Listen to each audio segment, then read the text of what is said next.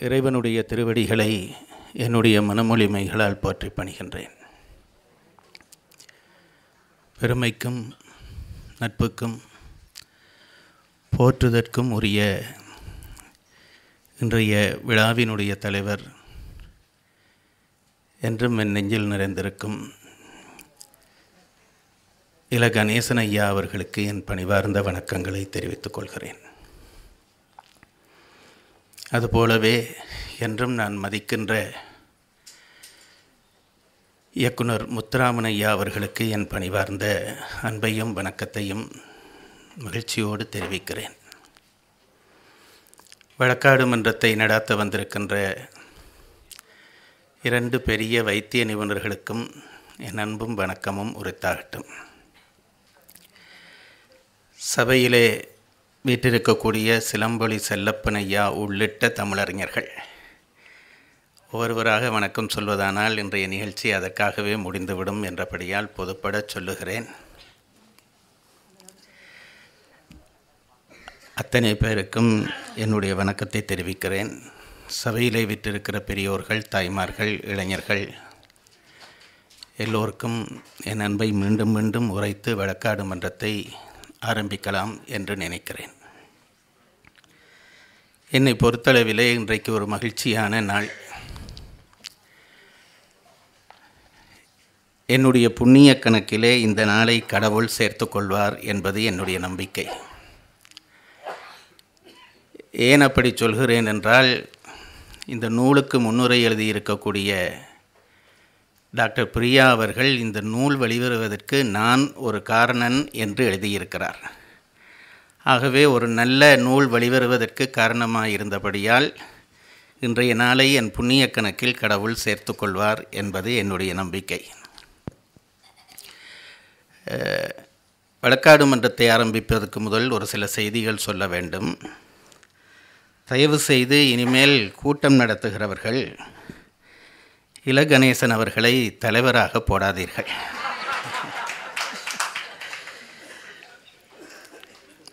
தலைவராக போடாதீர்கள் என்றால் அழைக்காதீர்கள் என்று சொல்லவில்லை. இனிமேல் அவரை பேச்சாளராகவே போட்டு விடுங்கள் என்பதுதான் என்னுடைய வேண்டுகோள். எவ்வளவு நுட்பமான செய்திகளை தொகுத்து சொல்லுகிறார். அவரோடு போட்டியாக நாங்கள் யாரும் இனி அரசியலுக்கு போகப் போவதில்லை. எங்கள் தொழிலுக்கு தேவையில்லாமல் அவர் போட்டியாக வருகிறார் என்கின்ற மனக்குறையை மட்டும் நான் பதிவு செய்து கொள்ள விரும்புகிறேன்.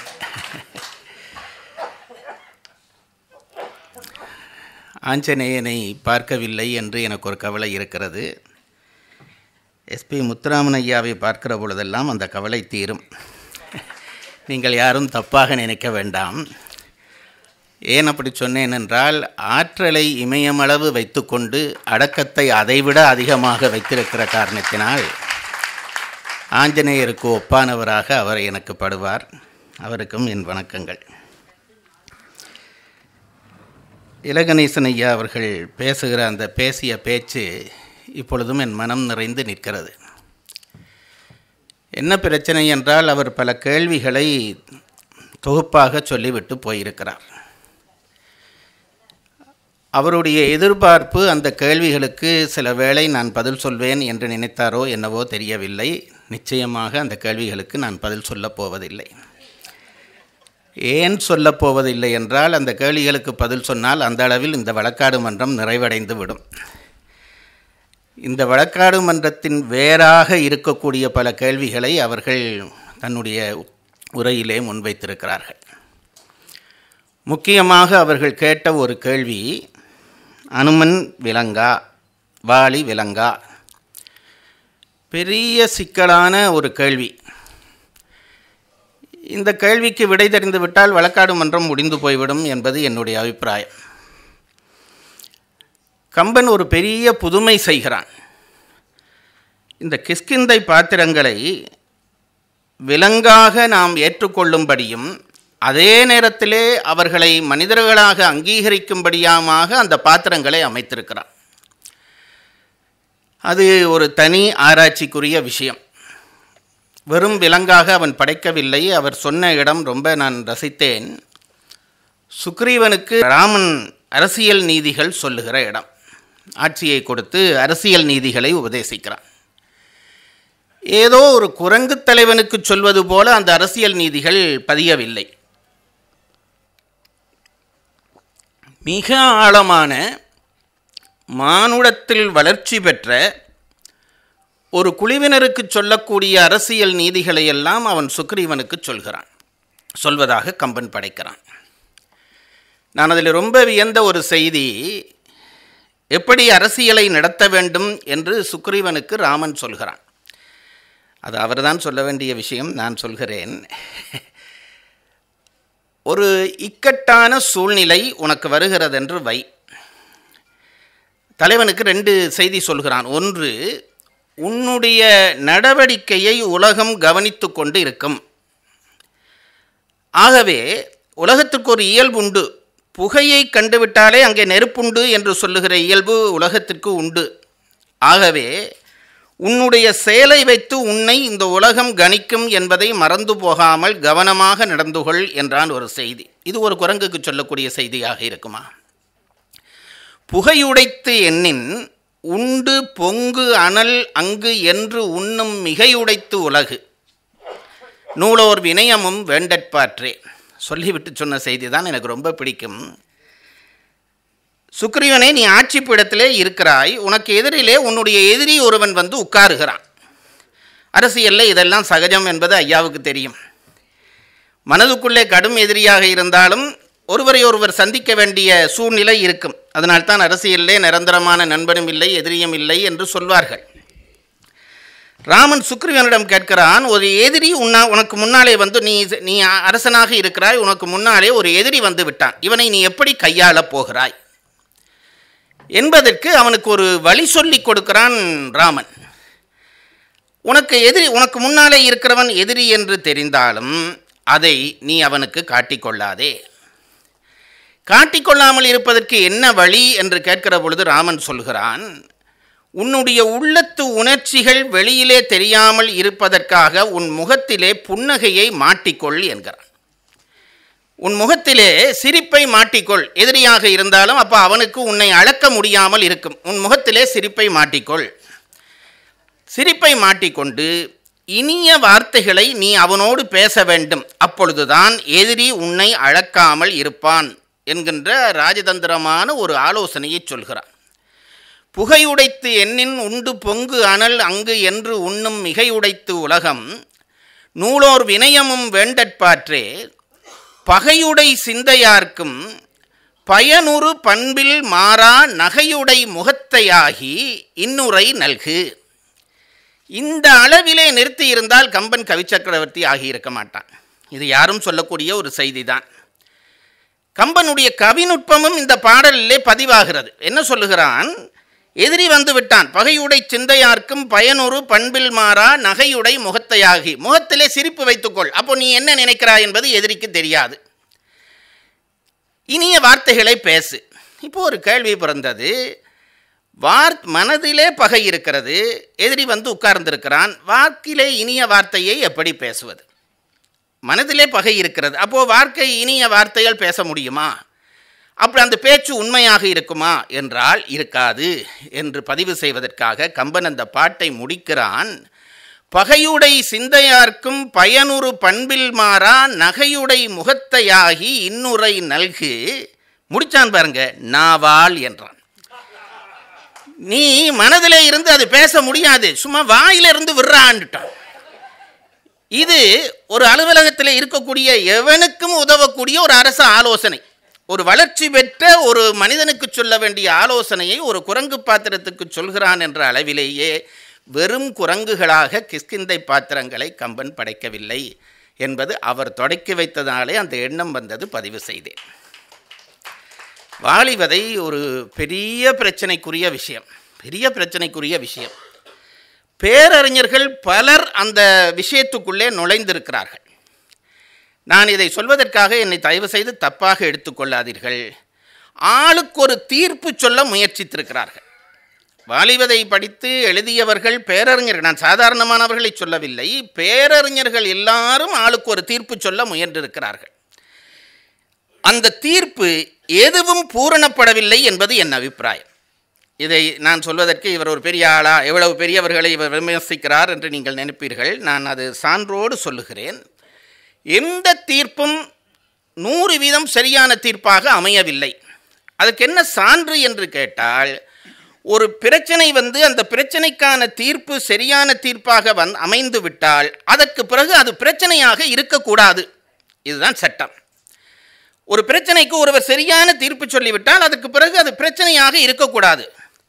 இந்த பெரியவர்கள் எல்லாரும் ஒவ்வொரு காலத்திலே ஒவ்வொரு தீர்ப்பு சொன்னாலும் அதற்கு பிறகு வந்த ஒருவர் அதை பற்றி ஆராய்ந்து திருப்பி ஒரு பிரச்சனை உண்டாக்குகிறார் என்றால் வந்த தீர்ப்பு எதுவும் சரியான தீர்ப்பில்லை என்று முடிவாகிறது.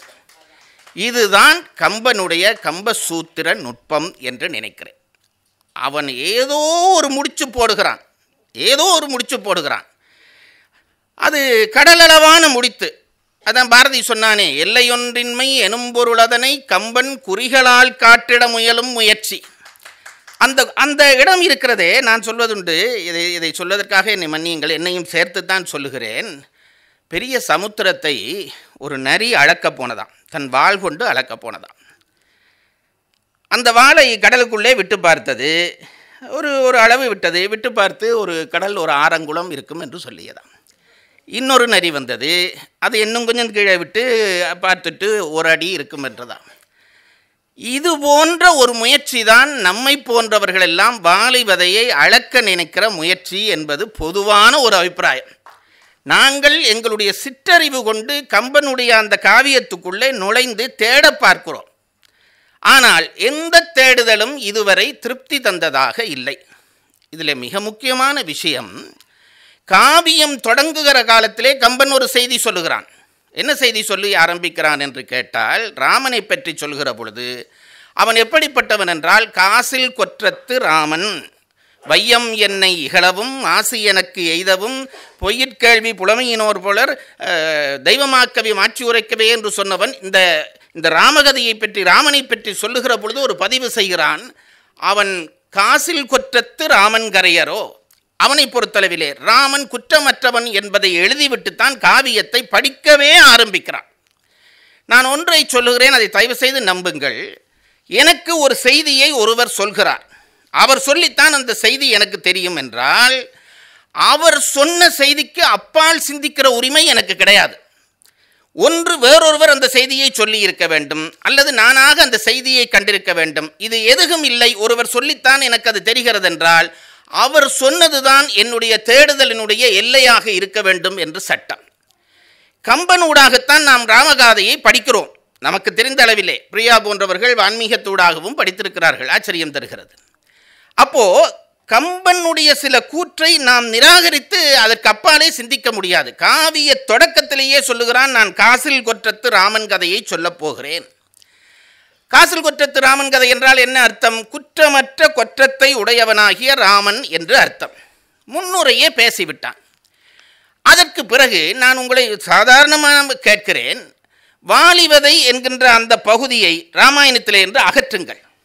இப்போதானே அப்படி எல்லாம் இஷ்டத்துக்கு அகற்றுவதாக முடிவு பண்ணி அகற்றி கொண்டிருக்கிறார்கள்.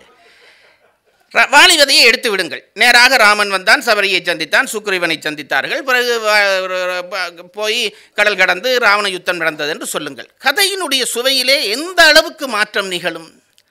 ராமகாதைக்கு பெரிய அளவிலே எந்த தீங்கும் வந்திருக்காது. கட்டாயம் இந்த கதை இல்லாவிட்டால் ராமகாதை வீழ்ந்து போகும் என்ற நிலை நிச்சயமாக இல்லை. நான் பெரிய புராணம் சொல்லுகிற பொழுது சொல்வதுண்டு, கண்ணப்பர் கதை சொல்லுகிற பொழுது சேக்கிழார் சிவகோச்சாரியார் என்ற ஆளை விட்டே அந்த கதையை படிச்சிருக்கலாம். கண்ணப்பர் வந்தார், பார்த்தார், கண்ணில் ரத்தம் விழுந்தது, அப்பினார் என்றால் அந்த கதைக்கு என்ன குறைவு வரப்போகிறது? நல்லா தான் இருந்திருக்கும்.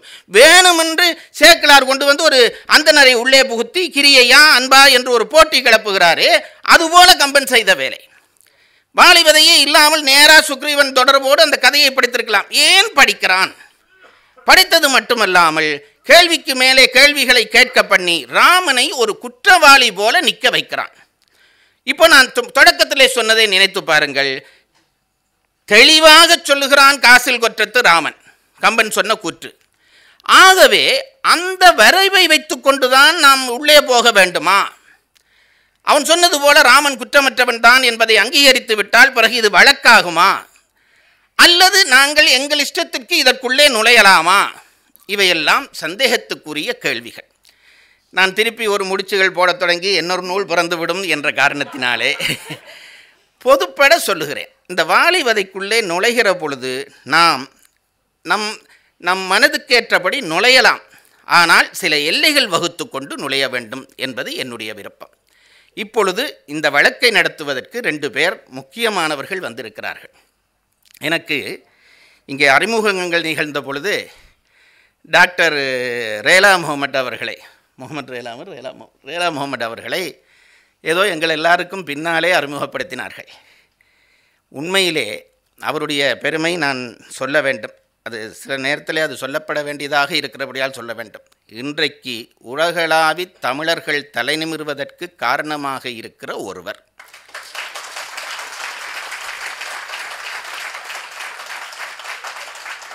ஏன் என்பதையும் சொல்லுகிறேன். அவருடைய முக்கியமான அவருடைய வைத்தியத்துறையினுடைய பகுதி கல்லீரல் மாற்று சிகிச்சை.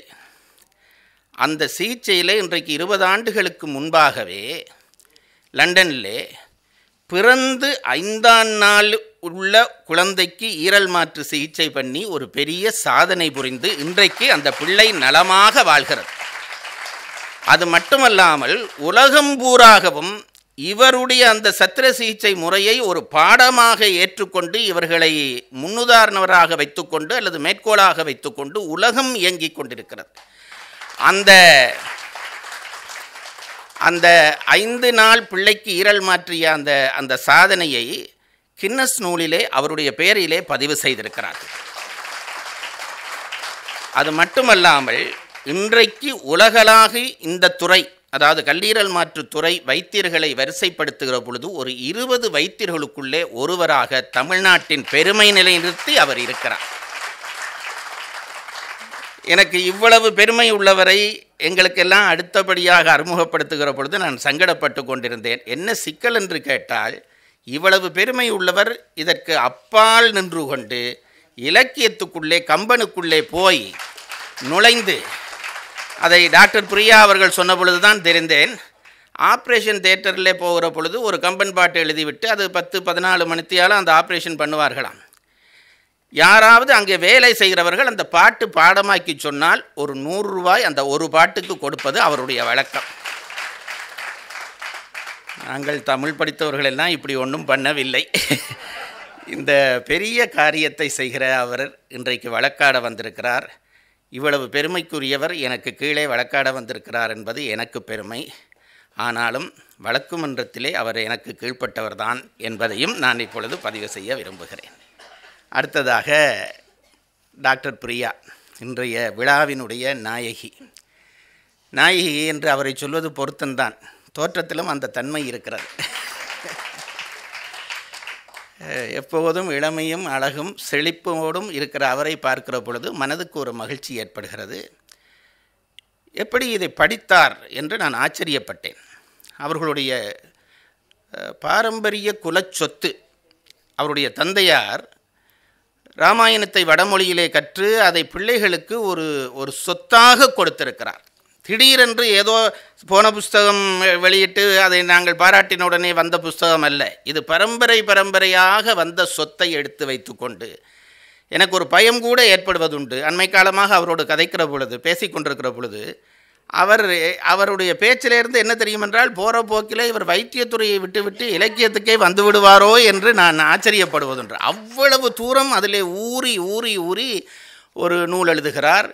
வைத்தியத்துறையிலே குழந்தைகளுக்காக பெரிய சேவையாற்றி கொண்டிருக்கிறார். புற்றுநோய் வந்த குழந்தைகளை பாதுகாத்து அவர்களுக்கு இலவச வைத்தியம் கொடுப்பதற்காக தன்னை அர்ப்பணித்து செயலாற்றி கொண்டிருக்கிறார். இந்த 2 பெரியவர்கள் வழக்காடப் போகிறார்கள். இனி முறைப்படி வழக்காடு மன்றம் தொடங்குகிறது. தொடங்கிய பிறகு இவர்கள் எவ்வளவு பெருமை உள்ளவர்களாக இருந்தாலும் இந்த நீதிமன்றத்துக்கு கட்டுப்பட்டவர்கள். நீங்கள் நீதிமன்றத்திற்கு பார்வையாளராக வந்திருக்கிறவர்கள் என்றபடியால் சில கட்டுப்பாடுகள் உங்களுக்கும் உண்டு. இடையிலே எழும்பி போவதோ வருவதோ நடமாடுவதோ தொலைபேசியை பயன்படுத்துவதோ சட்டப்படி குற்றம் என்பதை இந்த நீதிமன்றம் அறிவிக்கிறது. அப்படி யாராவது பேசினால் நாங்கள் சில காவலர்களை நியமித்திருக்கிறோம். அவர்கள் அந்த தொலைபேசியை பெற்று நீதிமன்றத்திடம் ஒப்படைப்பார்கள். அது திருப்பி வரும் என்று சொல்வதற்கு எந்த உறுதியும் இல்லை. இப்பொழுது நீதிமன்றம் ஆரம்பிக்கிறது. குற்றப்பத்திரிகையை குற்றம் சாட்ட வந்திருக்கக்கூடிய டாக்டர் ரேலா அவர்கள் சட்டப்படி முதல் இந்த மன்றத்திலே வெளிப்படுத்துவார். இங்கு கூடியிருக்கும் தமிழ் நெஞ்சங்களுக்கு எனது வணக்கம். இங்கு பல தமிழ் அறிஞர்களும் இருக்கிறார்கள். அவர்களுக்கு என்னுடைய தாழ்மையான வணக்கத்தை தெரிவித்துக் கொள்கின்றேன். ஐயா அவர்கள் காசில் கொற்றத்து ராமன் கதையரோ என்று ஆரம்பித்தார். ஓசை பெற்று உயர் பார்க்கடலுற்று பூசை முற்றவும் நக்கு பூ புக்கென ஆசை பெற்று அறையலுற்றேன் காசில் கொற்றத்து ராமன் கதையரோ. ராமனை கடவுளாக பார்த்தா இந்த நீதிமன்றமே இருக்கக்கூடாது. அதனால்தான் கம்பன் ஆரம்பிக்கும் பொழுதே குற்றமில்லாத ராமன் கதையை சொல்ல ஆசைப்படுகிறேன் என்றான். பிரியாவும் நானும் வெகு நாட்களாக தமிழை பேசவில்லை. அவையடக்கத்தில் கம்பனும் அறையும் ஆடரங்கும் மட பிள்ளைகள் தரையில் கீரினில் தச்சரும் காய்வரோ. கம்பனே நூல் உணர்ந்தவர்கள் மத்தியில் என்ன ஒரு குழந்தையாக பாருங்கள். குழந்தைங்க தரையில் கிறுக்கி ஒரு வீடு மாதிரி போட்டு வரைஞ்சா அதை ஆர்கிடெக்ட் வந்து குறை சொல்ல போகிறதில்ல. அந்த மாதிரி இங்கே நூல் இருந்தவர்கள் அறிஞர்கள் நாங்கள் சொல்லிலோ இல்லை நாங்கள் எடுத்துக்கொண்ட பொருளிலோ ஏதோ தவறு செய்தால் மன்னித்து விடுங்கள். அவைத்தலைவர் பேசினார். அது எனக்கு கொஞ்சம் பயமாக ஆகிவிட்டது. அவைத்தலைவர் இந்த வாலிவதையை பற்றி பல விஷயங்களை பேசினார், பல கேள்விகளை கேட்டார். ஆனால் அவர் எந்த கட்சியில் இருக்கிறேன் என்றும் சொல்லிவிட்டார். ஏதோ ஒரு முகமது ரீலா கம்பனை பற்றி குற்றப்பத்திரிகை செய்தான் என்று எங்கேயாவது பேசிவிட்டால் எனக்கு தொந்தரவு. ஆதலால் இது ராமனை மனிதனாக பார்த்து மட்டுமே விவாதிக்கிறோம். இங்கே கடவுளாக பார்க்கவில்லை. கடவுளாக பார்த்தால் இந்த விவாதம் கூடாது. முதலில் குற்றப்பத்திரிகையை நான் நீதிபதியிடம் சமர்ப்பிக்கிறேன். இது வாலிவதையில் ராமன் அறம் தவறினான் என்ற வழக்கு. நான் 3 குற்றங்களை சொல்கின்றேன். போதுமான ஆதாரம் இல்லாமல் பிறர் தூண்டுதலால் அவசரப்பட்டு வாலிக்கு மரண தண்டனை விதித்தது முதல் குற்றம். 2வது குற்றம் ராமன் அறத்திற்கு அப்பாற்பட்டு மறைந்து நின்று வாலியை வதைத்தது 2வது குற்றம். 3வது குற்றம் வாலியின் கருத்தை கேட்காமலே அவனை ஒரு முறை கூட பார்க்காமலே அவன் குற்றவாளி என்று முடிவு செய்தது. இந்த 3 குற்றங்களை நான் பதிவு செய்கிறேன். இவைகளை உங்கள் முன்னால் நிறுத்துகிறேன்.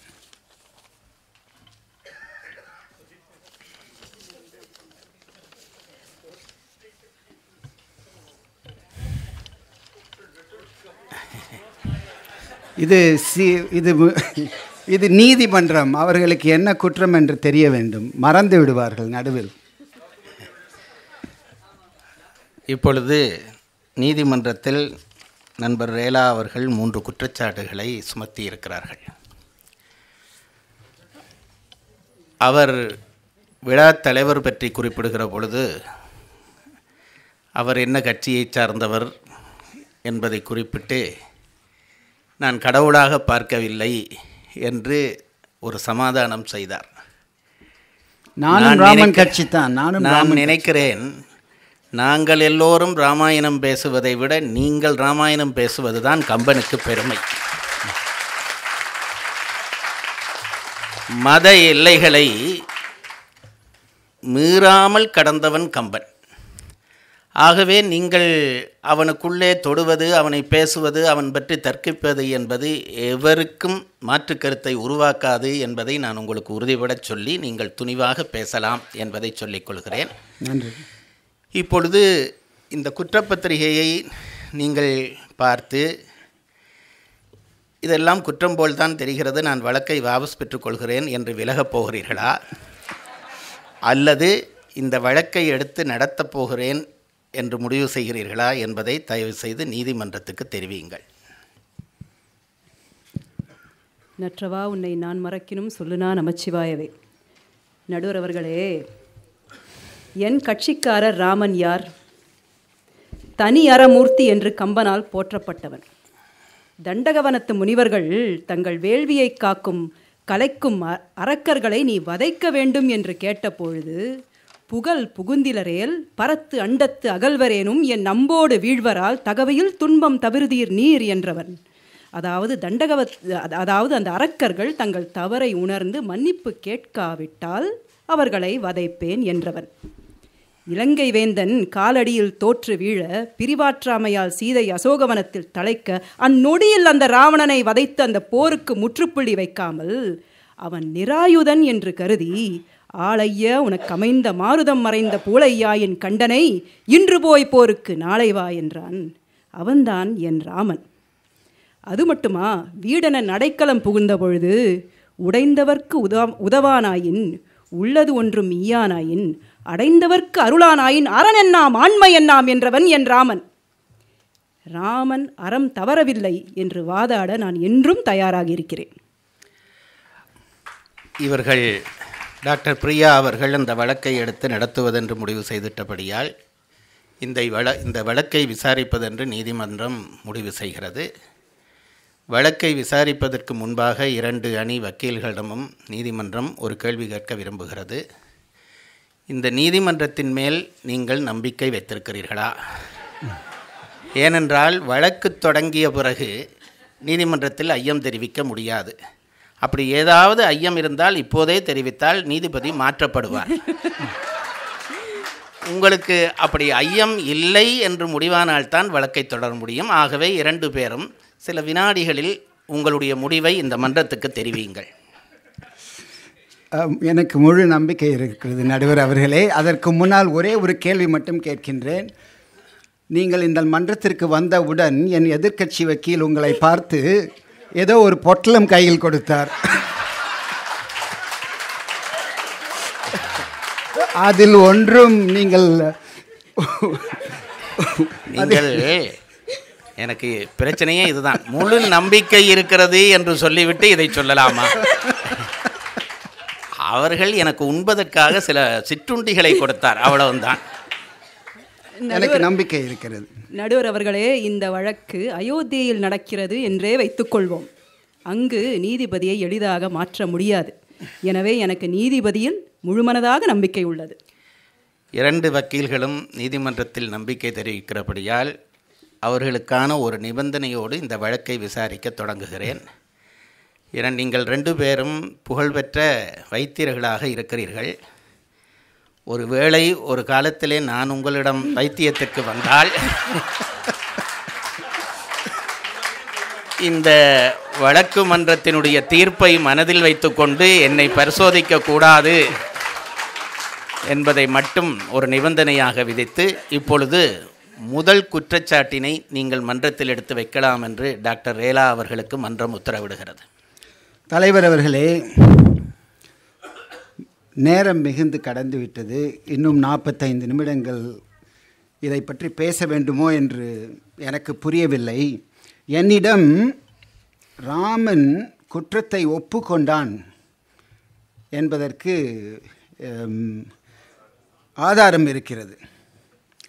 கம்பன் இதை எங்கேயோ கேட்டு பதிவு செய்து விட்டான்.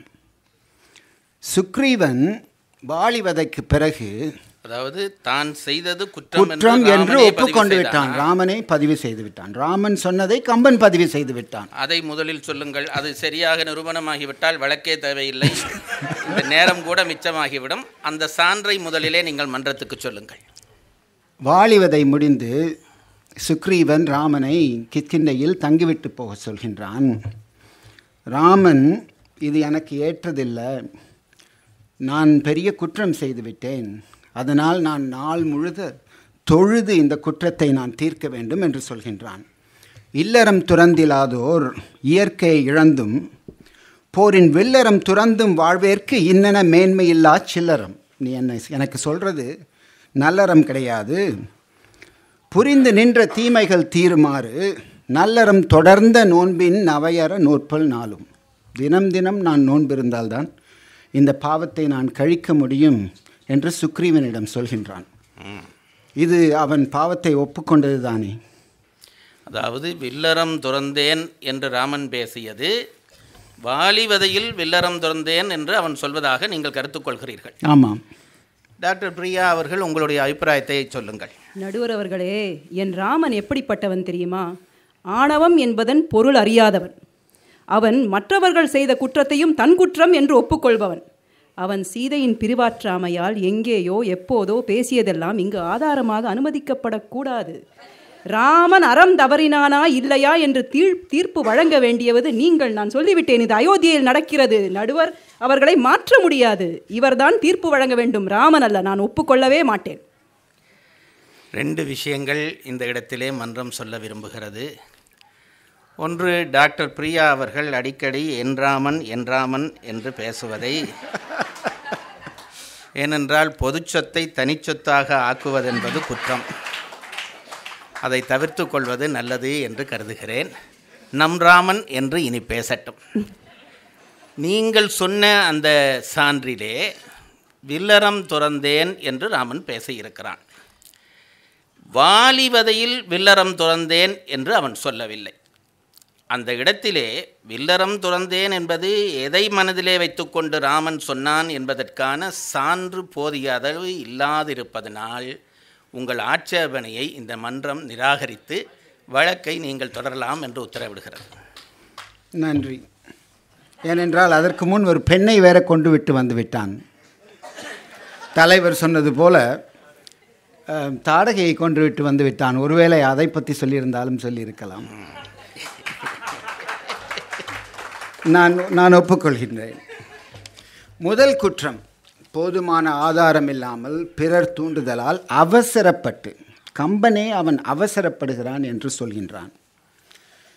இதற்கான நிலையை பார்ப்போம். ராமன் மனநிலை எப்படி இருந்தது, எப்படி இப்படி ஒரு நட்பு ஏற்படுத்தி கொண்டான் என்று பார்ப்போம். ராமன் சீதையை இழந்துவிட்டு தெற்கு நோக்கி வருகின்றான். அங்கு சபரியும் கவந்தனும் அவனுக்கு, நீ சுக்கிரீவனை சென்று சந்தித்தால் உனக்கு உதவி செய்வான் அவன் சீதையை கண்டுபிடிப்பதற்கு என்று. அதனால் கிஷ்கிந்தைக்கு வரும்பொழுது சுக்ரீவன் அவனை பார்த்து பயந்து ஒளிந்து அவன் அனுமனை அனுப்புகின்றான். அனுமனும் மாறுவேடம் பூண்டு ராமனை சந்தித்து, மஞ்சன திரண்ட கோலமேனிய மகளிர்க்கெல்லாம் நஞ்சனத்தகையாயி நளிரும் பனிக்கு தேம்பா கஞ்சம் ஒத்து அலர்ந்து செய்ய கண்ண யான் காற்றின் வேந்தற்கு அஞ்சனை வயிற்றில் வந்தேன் நாமனும் அனுமமென்றேன் என்று அவனையும் அறிமுகப்படுத்தி கொள்கின்றான். அதற்கு மேல் சுக்ரீவனை பற்றியும் சொல்கின்றான். இம்மலையிலிருந்து வாழும் எரிகதிர் பருதி செல்வன் செம்மலுக்கு ஏவல் செய்வேன் தேவ நும்வரவு நோக்கி விம்மலுற்று அணையன் ஏவ வினவிய வந்தேன் என்றான். எம்மலை குளமும் தாழை இசை சுமந்து எழுந்த தோலான். இது எல்லாத்தையும் சொல்லி முடித்த பிறகு ராமனும் சுக்ரீவனும் சந்திக்கிறார்கள். அனுமன் ஏற்பாடு செய்கின்றான். இப்பொழுது உங்களுக்கு எல்லாம் தெரியும், கம்பன் எதை பற்றி எழுதினாலும் 30 பாட்டுகள் எழுதுவான், 40 பாட்டுகள் எழுதுவான். ராமன் நடந்து போகின்றான் என்றால் அதற்கு ஒரு 40 பாட்டு. வாலியும் சுக்ரீவனும் சண்டை போடுகிறார் என்றால் அதற்கு 50 பாட்டு. இப்படி இருக்கும் பொழுது பொதுவான கணக்கு சொல்கிறீர்கள். அப்படி இருப்பவன் ராமனும் சுக்ரீவனும் சந்தித்து நட்பு சேர்வதற்கு முன் 3 பாட்டு தான் சொல்கின்றான். ஒன்று பின்னாடி ஒன்று சொல்கின்றான், அடுக்குகின்றான். ராமனுக்கு அப்படி ஒரு அவசரம், இவனோடு நட்பு வைத்து கொள்ள வேண்டும், இவனுடைய உதவி நமக்கு வேண்டும் என்று. அவனை பார்த்தவுடன் சொல்கின்றான், மையறு தவத்தின் வந்த சபரி மலையில் நீ வந்து எய்தினை இருந்த தன்மை இயம்பினல் யாங்கள் உற்ற கையறு துயரம் நின்னால் கடப்பது கருதி வந்தேன் ஐயனின் தீரும் என்ன என்று சொல்கின்றான். நாங்கள் உற்ற துயரம் உன்னால் தீரப்போகிறது என்று ராமன் சுக்ரீவனிடம் முதலில் சொல்கின்றான். கம்பன் அந்த வரியிலேயே சுக்ரீவன் என்ன சொல்கின்றான் என்றையும் போட்டுவிட்டான். அவன் பல வரிகளை உபயோகித்த விரும்பவில்லை. அரிகுலத்து அரசன் சொல்வான், இப்போ இவனுடைய குறைய சொல்ல ஆரம்பிச்சிட்டான். நீ என்ன பார்க்க வந்த? நான் இந்த மலையில் ஒழிஞ்சிட்ருக்கேன் எங்கள் அண்ணனால், நீ எனக்கு உதவி செய்யலைன்னா நான் உனக்கு எங்கேருந்து உதவி செய்கிறதுன்னு. முரனுடை தடக்கை ஓச்சி மின்னவன் பின் வந்தேனை இருள்நிலை புறத்தின் காரும் உலகு எங்கும் தொடர இக்குன்றரன் உடைத்தாக உய்ந்தேன் ஆருயிர் துறக்கலாற்றேன் சரண்முனை புகுந்தேன் தாங்குதல் தர்மம் என்றான். அடுத்த லைன், இந்த பாட்டெல்லாம் இப்போ மெடிக்கல் புத்தகத்தில் வருதா? சரணாகதி ஒரே ஒரு லைன் தான் ராமன் பேசினான். சரண்முனை புகுந்தேன், என்னை தாங்குதல் தர்மம் என்றான்.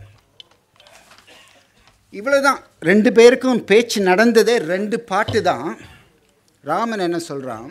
உடனே உன் தனக்கு உரிய இன்பம் துன்பங்கள் உள்ள முன்னால் சென்றது போக மேல் வந்து உருவன தீர்ப்பல் அண்ணன் நின்றன எனக்கும் நிற்கும் நேர். ஒரேடியா இதுவரைக்கும் உனக்கு இருந்த துன்பங்கள்லாம் போயிட்டு போகுது. இனிமேல் உனக்கு என்ன துன்பம் வந்தாலும் உனக்கு பாதி எனக்கு பாதி. 3வது பாட்டு, சந்தித்து சில வினாடிகள் தான் ஆகின்றன. அப்படி ஒரு நட்பு, இப்படி ஒரு நட்புக்கு உள்காரணம் இல்லாமல் எப்படி இருக்கும்? சபரியும் கவந்தனும் சொல்லி அனுப்பினார்கள், இவன்தான் உனக்கு உதவி செய்ய போகின்றான் என்று. அவனுக்கு வாலியை பற்றி தெரியாது. ஒரே வார்த்தை அவனுக்கு வாலியை பற்றி தெரிந்தது, சுக்ரீவன் இப்போ சொன்னது தான், என்னுடைய அண்ணன் என்னை கொல்ல பார்க்கின்றான். அது ஒரு வார்த்தை தான். வாலிக்கு ராமன் எப்படிப்பட்டவன் என்று தெரியும். அவன் அம்பு போட்ட பின் பலமுறை சொல்கின்றான், வாய்மையும் மரபும் காத்து மண்ணுயிர் துறந்த வள்ளல் தூயவன் மைந்தனே நீ பரதன் முன் தோன்றினாயே. அப்படி எல்லாவற்றையும் தெரிந்து வைத்திருந்தவன் வாலி. ஆனால் ராமனுக்கு வாலி யாரென்றே தெரியாது. அவனுக்கு தெரிந்ததெல்லாம், சுக்ரீவன் நமக்கு உதவி செய்ய போகின்றான், அவன் கஷ்டங்களை தீர்த்து விட வேண்டும், போய் சீதையை கொண்டு வர வேண்டும், இவ்வளவுதான். அது மட்டுமல்ல, உனக்கு அண்ணன் நின்றன எனக்கும் நிற்கும் நேர் என்று சொன்னவன் மற்றி உரைப்பதென்னே வானிடை மண்ணில் உன்னை செற்றவர் என்னை செற்றார் தீயரே எனினும் உன்னோடு உற்றவர் எனக்கும் உற்றார். உன் கிளை எனது என் காதல் சுற்றம் உன் சுற்றம் நீ என் இன்னுயிர் துணைவன் என்றான். இது என்ன நட்பு? இதை நம்ப முடியுமா? யாராலையும் இதை நம்ப முடியுமா? ஒரு காரணம் இல்லாமல், இப்போ குரங்குன்னு சொல்ல விரும்பலை, எல்லாரும் குரங்கு இல்லைன்னு சொல்ல வந்தீங்க. அப்போதைக்கு அவனுக்கு தெரியாது அது குரங்கா இல்லையான்னு. அவன் அனுமனை பார்த்து மட்டும்தான் வியந்தான், சுக்ரீவனை பார்த்து வியந்ததாக தெரியவில்லை. அப்படியும் ஒரு நட்பு வைத்து கொண்டான். இந்த நேரத்தில் அவர்கள் சாப்பிட்டு முடித்தார்கள். இப்பொழுது அவனுக்கு அவன் மனைவியை பிரிந்தது ஒரு நிமிஷம் நீதிமன்றம் குறுக்கிட விரும்புகிறது. அவர்களுடைய முதல் குற்றச்சாட்டிலே 3 முக்கியமான பிரச்சனை வைத்திருக்கிறார்கள். ஒன்று அவசரம், ஆதாரம் இல்லாமல் வாலியை கொன்றான். அடுத்தது அவசரப்பட்டு வாலியை கொன்றான், பிறர் தூண்டுதலால் வாலியை கொன்றான் என்று 3 பகுதிகளாக அவருடைய முதல் குற்றம் இருக்கிறது. இப்பொழுது அவர்கள் எடுத்து சொல்லியிருப்பது அவசரப்பட்டு அந்த செயலை செய்தான் என்பது. அதற்கு அவர்கள் சொல்லுகிற சான்று, ஒரு சில நிமிடங்களுக்குள்ளேயே இந்த நட்பை முடிவு செய்கிறான். நட்பிலே கூட ராமனிடம் காணுகிற நிதானத்தை காண முடியவில்லை. ஆகவே இது அவசரப்பட்ட செயல்தான். கம்பன் கூட வழக்கமாக நீளமாக 30-40 என்று பாடுகிறவன் 3 பாட்டிலே கதையை முடித்து விட்டான் என்கிறார். இப்போ இது பற்றி உங்கள் அபிப்பிராயம் என்ன என்று அறிய நீதிமன்றம் விரும்புகிறது. நடுவர் அவர்களே, ராமன் குஹனை தன் சகோதரனாக்க ஒரே ஒரு பாடலில் முடித்து விட்டான். சுக்ரீவனின் நட்பு கொள்ள 4 பாடல்களா? 3 பாடல்கள். 3 பாடல்கள் மட்டுமா? 2 பாடல்கள். நடுவர் அவர்களே, ராமனின் விரைவாக்கத்திற்கு காரணம் சீதையின் பிரிவாற்றாமைதான். நான் ஒப்புக்கொள்கிறேன். அனுமன் கூறினான், உரிமை என்றவர்க்குரிய தாரமாம் மறுமருந்தையும் இவன் விரும்பினான், இருமையும் துறந்து இவன் இருந்தனன் கருமம் இங்குது என் கடவுள் என்று. சுக்ரீவனின் மனைவி உரிமையை கவர்ந்து சென்றான் வாலி என்று கேட்டவுடன் ராமன் சீதையினிடத்தில் உரிமையைக் கண்டான். அவளும் ஒரு கொடியவனால் அபகரிக்கப்பட்ட அபல பெண்தானே. சீதையை மீட்க வேண்டுமென்றால் ராவணன் அவளை எங்கே வைத்திருக்கிறான் என்று தேடி கண்டுபிடிக்க வேண்டும். உரிமை வாலியிடம் இருக்கிறாள். வாலியை வதைத்தால் உரிமையை மீட்கலாம் எனவே வாலியை விரைவில் வதைக்க வேண்டும் என்று அவசரப்பட்டான் ராமன். பிரியா அவர்களே, ஒரு சின்ன ஐயப்பாடு. சீதையினுடைய பிரிவாற்றல் தான் இந்த அவசரத்துக்கு காரணம் என்கிறீர்கள். அப்படியானால் தன்னுடைய சுயநலத் தேவை நிறைவேற வேண்டும் என்பதற்காக ஆராய்ச்சி இல்லாமல் ராமன் ஒரு செயலிலே இறங்கினான் என்றால் அது குற்றம் இல்லையா? ஈரம் நீங்கிய சிற்றவை சொற்றனள் என்ன, ஆரம் வீங்குதோள் தன் தம்பிக்கு அரசுரிமை பாரமீந்தவன். பரிவிலன் ஒருவன் தன் இளையவன் தாரம் பவ்வினன் என்ற சொல்தரிக்கும் மாறு உளதோ? கம்பன் கூறுகின்றான். சிறிய தாயின் சொல்லுக்கிணங்கி தனது அரசாட்சியை தன் தம்பிக்கு ஈந்தவனால் இந்த வாலியின் செயலை எப்படி பொறுத்து கொள்ள முடியும்? இது சரியான ஒரு சமாதானம். நீங்கள் இதற்கு முன்னே சொன்னது சீதையினுடைய பிரிவாற்றலால் தான் இந்த அவசரப்பட்டான் என்ற வாதத்தை இப்பொழுது நீங்கள் வாபஸ் பெற்றுக் கொள்கிறீர்கள். இல்லையா, சீதையின் பிரிவாற்றாமை இதற்கு காரணமாக இருந்தாலும் ராமன் கொண்ட அறத்தின் சீற்றம்தான் இதன் அடிப்படை. வையம் நுங்கிய வாயுதழ் துடித்தது மலர்கண் செய்ய தாமரை அம்பால் போது என சிவந்த என்கிறானே கம்பன். அது அறத்தின் சினம். அந்த அறத்தின் சினம்தான் இந்த முடிவுக்கு அடிப்படையாக அமைகிறது. இப்பொழுது நீங்கள் சொல்லுங்கள், இந்த அவசரம் என்று நீங்கள் ஒரு கருத்து முன்வைத்தீர்கள். அறத்தின் சினத்தினாலே தான் ஒரு தம்பிக்கு ஒருவன் இப்படி தீமை செய்யலாமா என்ற அந்த அறச்சீற்றம்தான் ராமனை இப்படி அவசரப்பட வைத்ததே தவிர அதிலே நிதான குறைவு இல்லை என்கிறார் அவர். அதை நீங்கள் ஏற்றுக்கொள்கிறீர்களா? நான் ஏற்றுக்கொள்ள முடியாது. நான் வருகிறேன் அதற்கு. இவர்கள் விருந்து சாப்பிடுகிறார்கள். அவனுக்கு சுக்ரீவன் இந்த நேரத்தில் மனைவியை இழந்தது கூட தெரியாது, இந்த நட்பு வைக்கும் பொழுது. அப்பொழுது அனுமன் சொல்கின்றான். அனுமன் தான் இதை தூண்டிவிட்டவன். அனுமனுக்கு மிக கஷ்டகாலம். ஏனால் மந்திரியாக இருந்தவன் இவன் சுக்ரீவனுடன் மலையில் ஒளிந்து வாழ்கின்றான். அனுமனுக்கு இப்படி ஒரு வாழ்க்கை தேவையில்லை. அவனுக்கு திருமாலே வந்து நம்முடைய கஷ்டத்தை தீர்த்து வைப்பார் என்று ஒரு நம்பிக்கை இருக்கிறது. அவன் ராமனை திருமாலாகவும் பார்த்தான். நான் அதற்கு போக விரும்பவில்லை. ஏனால் ராமனை பார்த்த உடனேயே அவனுக்கு தெரிந்து விடுகிறது இது திருமாலாக இருக்கும். நம்ம இப்போ கடவுளாக நாம் பார்க்கவில்லை, அதனால் நான் அதை உபயோகப்படுத்த போவதில்லை. அவன் வாலியை பற்றி சொல்கின்றான். 4 வேதமாம் நவையிலார்கழி வேலி அன்னத்தொல் மலையின் மேலுலான் சூழி தன்னருள் துறையில் முற்றியான் வாலி என்றுலான் வரம்பில் ஆற்றலான். ஆற்றலில் வரம்பே கிடையாது அவனுக்கு. சிவபெருமானுக்கு வேண்டியவன் 4 வேதங்களையும் கடல் போன்ற 4 வேதங்களுக்கும் இவன் வேலி போன்றவன். அப்படிப்பட்டவன். அப்போ ராமன் நினைத்திருப்பான் போலும், அப்படிப்பட்டவனை இவனால் ஏன் கொல்ல முடியாது என்று. ஏனால் இவனுடைய விஸ்வரூபத்தை இவன் காட்டியிருக்கின்றான் ராமனுக்கு இங்கு கொண்டு வருவதற்கு முன்பு. அவன் கேட்பதற்கு முன்றே இவன் சொல்கின்றான், கால் செல்லாது அவன் முன்னர். கால் என்றால் வாயு. அவன் அப்பனே அங்கு செல்ல முடியாது. அவனுடைய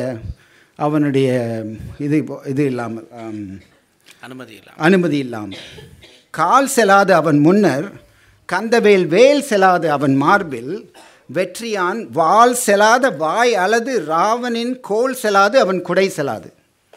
அவன் வாள் இதில் எப்படி சொல்கிறான்னா, அனுமன் எப்படி உசுப்பு ஏற்றுறான்னு பாருங்கள். ராமன் கொண்டு போயிட்டான்னு தெரியும், ராவணன் கொண்டு போயிட்டான்னு தெரியும். ராவணனை விட எவ்வளவு பெரியவன் சொல்கிறதுக்கு, அவனை கட்டி இழுத்துட்டு போனான்னு சொல்கிறதுக்கு முன்னாடி இவன் வாலி சென்ற இடத்துல ராவனுடைய கோல் செல்லாதுன்னு சொல்லலாம். அவன் கால்பட்ட இடத்துலன்னு சொல்லலாம். அவன் வால்பட்ட இடத்துக்கு கூட ராமனுடைய கோல் செல்லாதுன்றான்.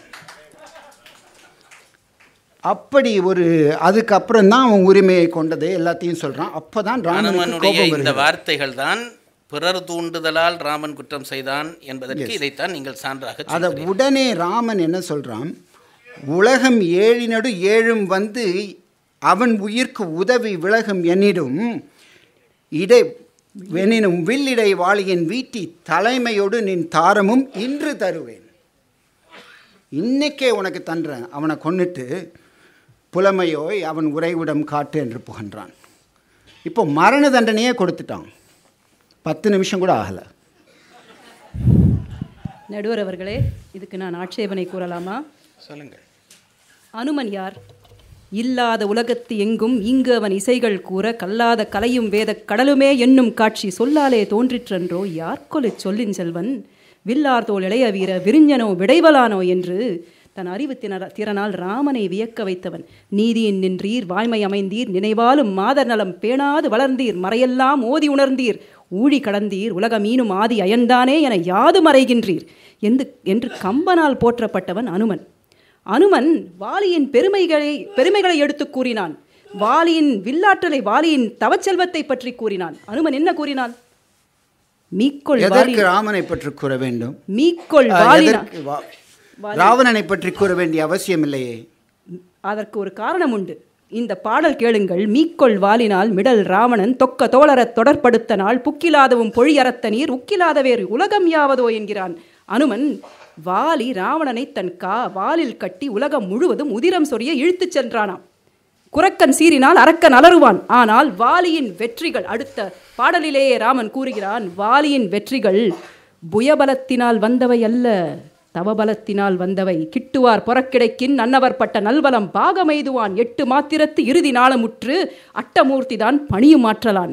சிவபெருமானை பணிந்து பெற்ற வரத்தினால் தன்னை எதிர்த்து போர் செய்வோரின் பாதி பலனை பெறுவான் இந்த வாலி பெருந்தகை. இதுதான் இவன் வெற்றியின் ரகசியம்.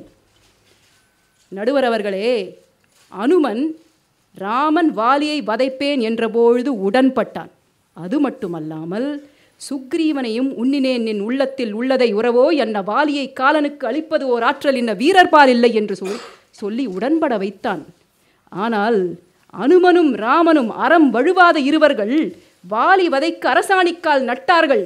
நான் ஒப்புக்கொள்கிறேன். அப்பொழுது அந்த வாலி எப்படிப்பட்டவன் என்று நீங்கள் சிந்திக்க வேண்டும். வாலியை பற்றி நான் சொல்கின்றேன். அவர் ஒத்துக்கொண்டு விட்டார். அனுமனும் தூண்டிவிட்டான் என்று அவர்கள் ஒத்துக்கொண்டு விட்டார்கள். முதல் குற்றத்தில் நான் ஜெயித்து விட்டேன் என்று நினைக்கிறேன். இரண்டாவது குற்றம், ராமன் அறத்திற்கு அப்பாற்பட்டு மறைந்து நின்று வாலியை வதைத்தான். ராமன் என்ன சொன்னான்? 7 உலகங்கள் வந்து இவனை காப்பாற்ற நினைத்தாலும் நான் அவனை கொல்வேன் என்று சொன்னான். இப்பொழுதுதான் சொன்னான். அப்படி என்றால் அவனிடம் போரிட வேண்டியது தானே. 14 உலகங்களும் வாலி பின் நிற்க ராமன் போருக்கா சென்றான். அவன் என்ன சொல்கின்றான்? சுக்ரீவனை கூப்பிட்டு, அவ்விடத்து ராமன் நீ அழைத்து வாலியானது ஒரு வெவ்விடத்தின் வந்து போர் விளைக்கும் வேலை. நீ அவனை கூப்பிட்டு ஒரு பக்கமாக போய் அவனோட சண்டை போடு. வேறு நின்று எவ்விட துணிந்து அமைந்தது என் கருத்து என்றனன் தெவ்வடக்கும் வென்றியானும் நன்று இது என்று சிந்தியா. நீ அவனை கொண்டு போய் ஒரு மூலையில் சண்டை போடு, நான் ஒளிந்து நின்று அவன் மேலே நான் அம்பு போடுறேன் அப்படின்னு சுக்ரீவன்ட்ட சொல்கிறான். இது வீரப்பேச்சா? இப்போ தானே ஒரு வீரப்பேச்சு பேசினான். இன்று கொன்று தலைமையும் தாரமும் உனக்கு இன்று தருவேன்னு சொல்கிறவன் சுக்ரீவன் என்ன நினைப்பான்? ராமன் பயந்துட்டான் போல இருக்குன்னு நினைக்க மாட்டானா? அவனுக்கு வாலியனுடைய வலிமை தெரியும். அவன் நினச்சிருப்பான், இது நல்லது தான், இது அண்ணனை இப்படி வீழ்த்தினா நமக்கு அரசும் வந்துடும், நம்மளுடைய மனைவியும் கிடைச்சிருவான்னு நினச்சிருப்பான் போல இருக்கு. டாக்டர் பிரியா அவர்கள் இதற்கு பதில் சொல்லுங்கள். அவர் கேட்கிறார், உலகம் எழினோடு எழி வந்து தடுத்தாலும் ஒன்றையே கொள்வேன் என்று சொன்னவன் பிறகு ஒளிந்து நின்று கொள்கிறேன் என்பது எப்படி பொருத்தமாகும் என்று கேட்கிறார். ஐயா, இது அவர் என்ன கேட்கறது? வாலியே கேட்டுட்டாரு, அன்னிக்கே கேட்டுட்டாரு. நூல் இயற்கையும் நும்குல உந்தையர் போல் இயற்கையும் சீலமும் போற்றலை வாலியை படுத்தாயலை மன்னர வேலியை படுத்தாய் விரல் வீரனே என்று ராமனை பார்த்து நீ அறத்தின் வேலியை உடைத்தாய் ராமா என்றான் வாலி. அதற்கு ராமன் என்ன பதில்? முன்னமே கேட்கப்பட்டு விட்டதா? ஆமாம். அதுக்கான உங்கள் பதில் என்ன சொல்லுங்க? ராமனின் பதிலை, என் ராமன் என்று நான் சொல்வது என் கட்சிக்காரன் ராமன். என் கணவர் ராமன் இருக்கிறார், என் மகனுக்கும் அந்த பெயர் உண்டு. நான் என் கட்சிக்காரன் ராமனை கூறுகிறேன். என் கட்சிக்காரன் ராமன் பதிலளித்தான், கொல்லலுற்றனை உம்பியை கோது அவர்க்கு இல்லை என்று உணர்ந்தும் இரங்கலை அல்லல் செய்யேல் உனக்கு அபயம் பிழை புல்லல் என்னவும் புல்லலை பொங்கினாய். தவறு செய்யாத உனது தம்பியை நீ கொல்ல நினைத்தாய், அது முதல் குற்றம். அபயம் புகுந்தவனை கொல்ல நினைத்தாயே, அது அதனினும் வலிய குற்றம். தரும மின்னது எனும் தகைத்தன்மையும் இருமையும் நினைத்து எண்ணலை எண்ணினால் அருமையும்பி தன் ஆருயிர் தேவியை பெருமை நீங்கினோ எய்த பெறுதியோ? சுக்ரீவனின் ஆருயிர் மனைவியை கவர்ந்து சென்றாய், அது மாபெரும் குற்றம். எதற்காக மறைந்து நின்று கொன்றான் என்றுதானே நான் கேட்டேன். நடுவர் அவர்களே, வாலி சுக்ரீவனை கொல்ல முனைந்தான் என்றும் அவன் மனைவியை கவர்ந்து சென்றான் என்றும் கேட்டவுடன் ராமன் வாலியை மிக இழிவாக கருதினான். அவனை பித்தாய விலங்கு என்று பேசினான். விலங்கை மறைந்து நின்றுதானே வேட்டையாட வேண்டும். இவர்கள் சொல்லிவிட்டார்கள். நடுவர்களே, தலைவர் உட்கார்ந்திருக்கிறார். அவர் அங்கு அவர் ஆட்சேபிப்பார். பேசிய பேச்சு எல்லாரையும் கொஞ்சம் மிரட்டித்தான் விட்டார். பித்தாய விலங்கு என்று வாலியை கூறுகின்றார். வாலி எப்படிப்பட்டவன்? ராமன் எந்த நேரத்தில் பித்தாய விலங்கு என்று கூறினான்? ராமன் அவர்கள் இருவரும் சண்டையிடும் பொழுது இலக்குவன் எனக்கு பிடிக்கவில்லை என்று சொன்னான். அப்பொழுதுதான் சொன்னான், தக்க இன்ன தகாதன இன்ன என்று ஒக்க உள்ளனர் ஆயின் உயர்ந்துள்ள மக்களும் விலங்கே. இது இது இது வந்து இவன் சொன்னது. பித்தாய விலங்கு இது எந்த நேரத்தில் சொன்னான்னு யோசிக்கிறேன். அத்தா இது கேள் என ஆரியன் கூறுவான், இப்பித்தாய விலங்கின் ஒழுங்கினை பேசலாமோ? இது இது இது இலக்குவனை அடக்குவதற்காக சொன்ன ஒரு விஷயம் இது. அப்பொழுது அவன் பித்தாய விலங்கு என்று நினைக்கவே இல்லை. அவன் சுக்ரீவனை தம்பியாக கொண்டவன். ராமனை அடக்குவதற்காக சொன்ன ஒரு பேச்சு. ராமன் அவனை பித்தாய விலங்கு என்று சொல்லவில்லை. ஏனால் பின்னே வாலியே தன்னை விலங்கு என்று சொன்னான். நடுவர் அவர்களே, இதை நான் ஒப்புக்கொள்கிறேன். இங்கு எனக்கு ஒரு சிறிய ஆட்சேபனை உள்ளது. வாலி தனது குற்றங்களை பற்றி கேட்டவுடன் சாக்கு கூறி தப்பிக்க முயன்றான். ஐயனுங்கள் அருங்குல கற்பின் அப்பொய்யில் மங்கையர்க்கு எய்ந்த புணர்ச்சி போல் செய்திலன் எம்மை தேமலர் மேலவன் எய்தியது ஆக இயற்றினான் என்றான். நாங்கள் விலங்குகள், எங்களுக்கு மங்களமில்லை, மனையின் மாட்சி இல்லை, விருப்பம் போல் வாழ்வோம் என்றான். வாலிதான் தன்னை விலங்கு என்று சொன்னான். அதற்கு ராமன் என்ன பதில் சொன்னான்? தக்க இன்ன தகாதன இன்ன என்று ஒக்க உள்ளனர் ஆயின் உயர்ந்துள்ள மக்களும் விலங்கே. தலைவர் சொன்னார், இப்போ மனுவின் நெறி புக்கவேல் அவ்விலங்கும் புத்தேலிரே. அது மட்டும் ராமன் அவனை விலங்கென்றே சொல்லவில்லை, கோபத்தில் சொன்னானே தவிர இலக்குவனிடம் பின் ஒட்டு கொண்டான். அவன் விலங்கு இல்லை, அவனுக்கு இருந்த அறிவுக்கு அவன் மனிதனே என்று சொன்னான். நடுவர் அவர்களே, இதை மட்டுமல்ல, நன்று தீது எனும் இயல் நெறி நல்லறிவை இன்றி வாழ்வதென்றோ விலங்கின் இயல், நின்ற நல்நெறி நீ அறியா நெறி ஒன்றுமின்மை நின் வாய்மனு உணர்த்துமால் என்றான் ராமன். அதாவது வாலி தன்னை விலங்கு என்றவுடன் அதை ராமனால் பொறுத்து கொள்ள முடியவில்லை. ஏனென்றால் வாலியின் விவாதம் அதை துல்லியமாக துலக்கி காட்டியது. அவனுக்கு அனைத்து நீதி நெறிகளையும் தெரியும் என்று அவனது விவாதம் துல்லியமாக துலக்கி காட்டியது. அப்பொழுது இந்த வாலி கேட்கிறான். வாலிக்கு சாக்கு சொல்லி தப்புவதே பழக்கம். வாலி சொல்கிறான், ராமா, நான் விலங்கல்ல என்று நீயே ஒப்புக்கொண்டாய். பிறகு நீ ஏன் என்னை மறைந்து நின்று விலங்கு போல் வேட்டையாடினாய்? உங்களது இரண்டாவது கேள்விக்கு நான் பதில் சொல்கிறேன். ராமன் என்ன சொன்னான் என்கிறேன். அந்த நேரத்தில் அவ்வுரை அமைய கேட்ட அரிகுலத்து அரசும் மாண்ட செவ்வியோய் அணையது ஆக செருக்களத்து ஒருத்து எய்யாதே வெவ்விய புளிஞர் என்ன விலங்கியே மறைந்து நின்று எவ்வியது என்னை என்றான். மறைந்து நின்று என் மீது ஏன் அம்பை போட்டான் என்று வாலி கேட்க ராமன் பதிலே சொல்லவில்லை. ஏன் தெரியுமா? ராமன் வாலியை இழிவாக கருதியது தவறு. பித்தாய விலங்கு என்று பேசியது தவறு. வாலிக்கு நேர்ப்போர் மரியாதை தேவையில்லை எண்ணியது தவறு என்று உணர்ந்தான். ஏன் தெரியுமா? ராமன் கேட்டு தெரிந்த வாலி வெறும் வீணன், கண்டறிந்த வாலியோ வீரன். அப்படியானால் அவரை ஆராயாமல் வாலி பற்றி முடிவெடுத்தது தவறென்றாகாதா? ஏன் கட்சிக்காக பேச ஆரம்பித்து விட்டார் நடுவர் அவர்களே? இல்லை நடுவர் அவர்களே, இல்லை. இது என்ன இது? நான் வாலியை பற்றி நான் சொல்கின்றேன். அவன் நல்லவன். அவன் ஒரு நிமிடம் அவன் நல்லவன் இல்லை என்கிறார். அவர் பித்தாய விலங்கு என்கிறார். உரிமையை கவர்ந்து சென்றாள் என்கிறார். மாற்றி பேசுகிறார் தலைவர் அவர்களே. வாலியை பற்றி நான் சொல்கிறேன். வாலிக்கு ராமனை பற்றி முழுமையாக தெரிந்தது. அவனுக்கு அவன் மேல் பெரிய பக்தி இருந்தது ராமனுக்கு. ஒருவன் அம்பு போட்டு அம்பு நெஞ்சில் நிற்கிறது, வாளி நெஞ்சில் அம்பு நிற்கிறது. அந்த அம்பை பார்க்கின்றான்.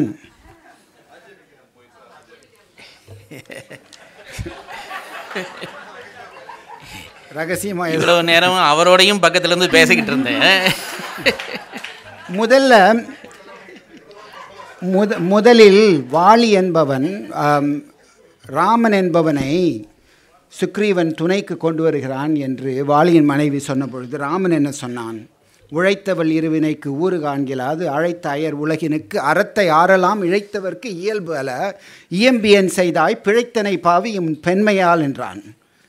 எவ்வளவு பெரிய மரியாதை அவனுக்கு! உலகத்துக்கே அறத்தை நாட்டியவன் இப்படி ஒரு காரியம் என்று சொல்கிறாயே, நீ பெண்ணால் இருந்ததினால் பிழைத்தனை என்றான்.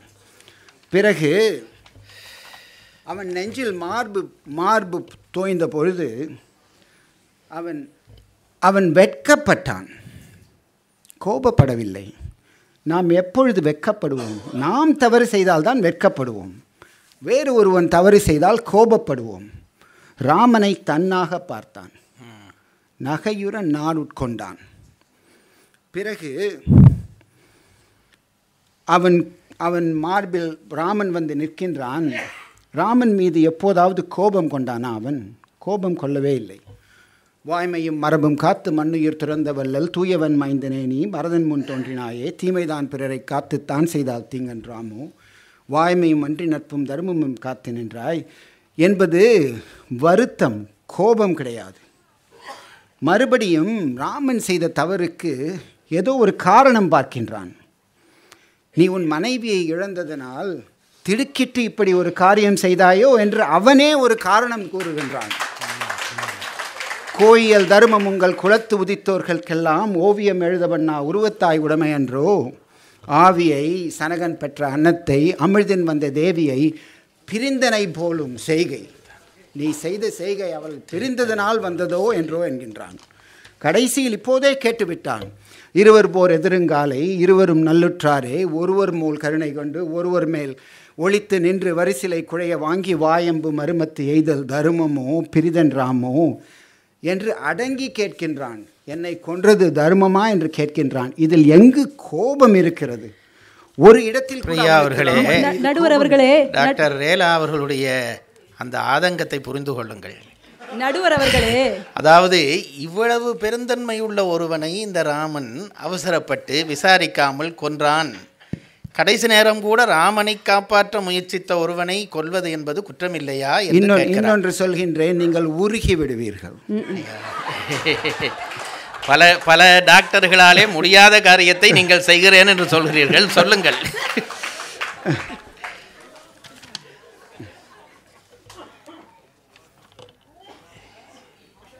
எனக்கு அந்த பாட்டின் ஆரம்பம் வரமாட்டேன். விஷயத்தை நீங்கள் எடுத்து கொடுக்க வேண்டும் எனக்கு. ராமன் அந்த மும்மைசால் உலகத்துக்கெல்லாம் இதை பாருங்கள். இந்த பாட்டை கேட்டீர்கள் அனைவரும் உருகி விடுவீர்கள்.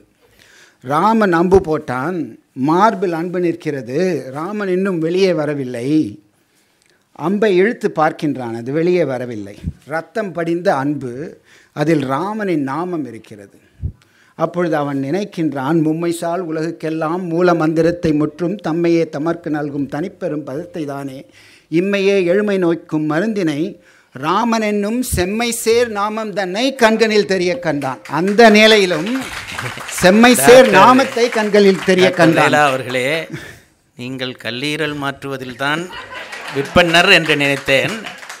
கருத்தை மாற்றுவதிலும் விற்பனராகத்தான் இருக்கிறீர்கள். நீங்கள் சொன்ன பாடல் கம்பனுடைய கூற்றாக இருக்கிறதே தவிர வாலியினுடைய கூற்றாக இருக்கிறதா? கூற்றாக இல்லை. கம்பன் வாலி நினைத்ததை தானே கூறுவான். நான் இன்னொன்று சொல்ல விரும்புகின்றேன். இலங்கையில் ஜெயராஜ் என்ற பெரியவர் இருக்கின்றார். உங்களை பற்றி சொல்லவில்லை. அவருக்கு கம்ப பாரதி இலங்கை ஜெயராஜ் என்று பெயர். அவர் இந்த பாட்டுக்கு அர்த்தம் சொல்லுகின்றார். நீங்கள் யூடியூபில் பார்க்க வேண்டும். அவர் என்ன சொல்கின்றார்? செம்மைசேர் நாமம் தன்னை என்று வாலி காண்கின்றான். நமக்கு தானே செம்மைசேர் நாமம், வாலிக்கு எப்படி அது செம்மைசேர் நாமம் என்று சொல்லிவிட்டு அதற்கு ஒரு காரணமும் சொல்கின்றார். அவர் உங்களை பற்றி பேசவில்லை. இப்படியெல்லாம் அறிவா பேச எனக்கு தெரியாது. சொல்கின்றார், இரத்தக்கரை படிந்திருந்தாம், அதனால் வாலிக்கு அது செம்மைசேர் நாமமாம். அது எப்படி? நடுவர் அவர்களே, நான் கேட்க விரும்புகிறேன். வாலியின் நல்ல பாடல்களை இவர் சொல்லிவிட்டார். வாலி இன்னும் சில விஷயங்கள் சொல்லினான். தாரையிடம் கேட்டான், ஏற்றபோர் உலகெல்லாம் எய்தி ஈந்தவள் மாற்றவள் ஏவ மற்றவள் மைந்தனுக்கு ஆற்றரும் உவகையால் அளித்த ஐயனை போற்றலை என்னும் புகழல் பாலையோ. ராமன் தனது அரசாட்சியை பரதனுக்கு அளித்ததை பெருமிதத்துடன் வாலி தாரையிடம் பேசினானே, வாலி ஏன் தனது அரசாட்சியை சுக்ரீவனுக்கு விட்டு கொடுக்கவில்லை? அது மட்டுமல்ல, கோபமில்லாமல் பேசினார் என்றாரே. நான் ஒரு பாடல் சொல்கிறேன். வீரமன்று விதியன்று மெய்மையின் வாரமன்று நின் மண்ணினுக்கு என் உடல் பாரமன்று பகையன்று பண்பழிந்து ஈரமின்றி இது என் செய்தவாறு நீ என்று ராமனை அதட்டி கேட்கிறான் வாலி. இது வாலி பெருந்தகையின் பெருமையல்ல, வீரம் என்பது மறவோரை அழிக்கும் ஒரு தீய பண்பு. இது வாலி பெருந்தகையின் வீரம். நடுவர் அவர்களே, நான் இலக்குவனை கூண்டில் ஏற்ற விரும்புகின்றேன். இலக்குவன் இதையெல்லாம் பார்த்து கொண்டிருந்தான். அவன் என்ன நினைக்கிறான் என்று பார்ப்போம். விட்னஸ். ஆமாம், இலக்குவனுக்கு பெரிய குழப்பம், ஆரம்பத்திலிருந்தே குழப்பம். பார்த்த 5 வினாடிகளில் இவன் தம்பியாகிவிட்டான். குகனை போன்று குரங்காக இருந்தாலும் தம்பி, அண்ணன் சொல்கிறார், அதனால் கேட்டுக்கொண்டு விட்டான். பிறகு இவர்கள் இருவரும் சண்டை போட்டு கொண்டிருக்கும் பொழுது ராமன் தம்பியை பார்த்து, அம்பு போடாமல் அவ்வேளை ராமனும் அன்புடை தம்பிக்கு ஐய செவ்வேசல நோக்குதி தானவர் தேவர் நிற்க எவ்வேளை எம்மேகம் எக்காலோடு எக்கால வெம்தி வெவ்வேறு உருவங்கள் இவன் மேனியை மானும் என்றான். என்ன அழகாக சண்டை போடுறாங்க பாரு. இவங்க அப்போ சொன்னப்போ இவன் இப்போ இதை பற்றி பேசணும். வள்ளற்கிளையான் பகர்வான் இவன் தம்முன் வாழ்நாள் கொல்ல கொடும் கூற்றுவனை கொணர்ந்தான். இவன் தம்பியை கொள்வதற்கு, அவன் அண்ணனை கொள்வதற்கு கூற்றுவனை கொணர்ந்தான் என்று ராமனையே கூற்றுவனாக கொண்டு சொன்ன பொழுதுதான் அதை சொன்னான். இப்பொழுது ராமன் என்ன சொல்கின்றான்? தம்பியாக ஏற்றுக்கொண்டவன் அவன். அவ்வளவு பிரியமாக நட்பு கொண்டார்கள். இப்பொழுது அவன் இலக்குவனிடம் சொல்லுகின்றான், அத்தா இது கேள் என ஆரியன் கூறுவான், இப்பித்தாய விலங்கின் ஒழுங்கினை பேசலாமோ? இதெல்லாம் இலக்குவன் கேட்டால் என்ன நினைப்பான்? குழம்பி போய்விட மாட்டானா? இவன் தம்பியாக இருந்தான் இதுவரையில், இப்பொழுது பித்தாய விலங்காகிவிட்டானோ என்று பயப்பட மாட்டான்? அப்பொழுதுதான் ராமன் அவனுக்கு ஒரு பாடம் கற்பிக்கின்றான். இதிலிருந்து தான் அவனுக்கு உள்நோக்கு இருந்தது என்று தெளிவாக தெரிகிறது. அவன் என்ன சொல்கின்றான்? வில் தாங்கு வெறுப்பு அன்ன விலங்கெழில் தோலை கொஞ்சம் ஐஸ் வைக்கிறான். அவனை பற்றி கொஞ்சம் தப்பாக பேசினதுக்காக இலக்குவன்ட்ட கொஞ்சம் ஐஸ் வச்சுட்டு, மெய்மை உற்றார் சிலர் அல்லரே பலர் என்பது உண்மை.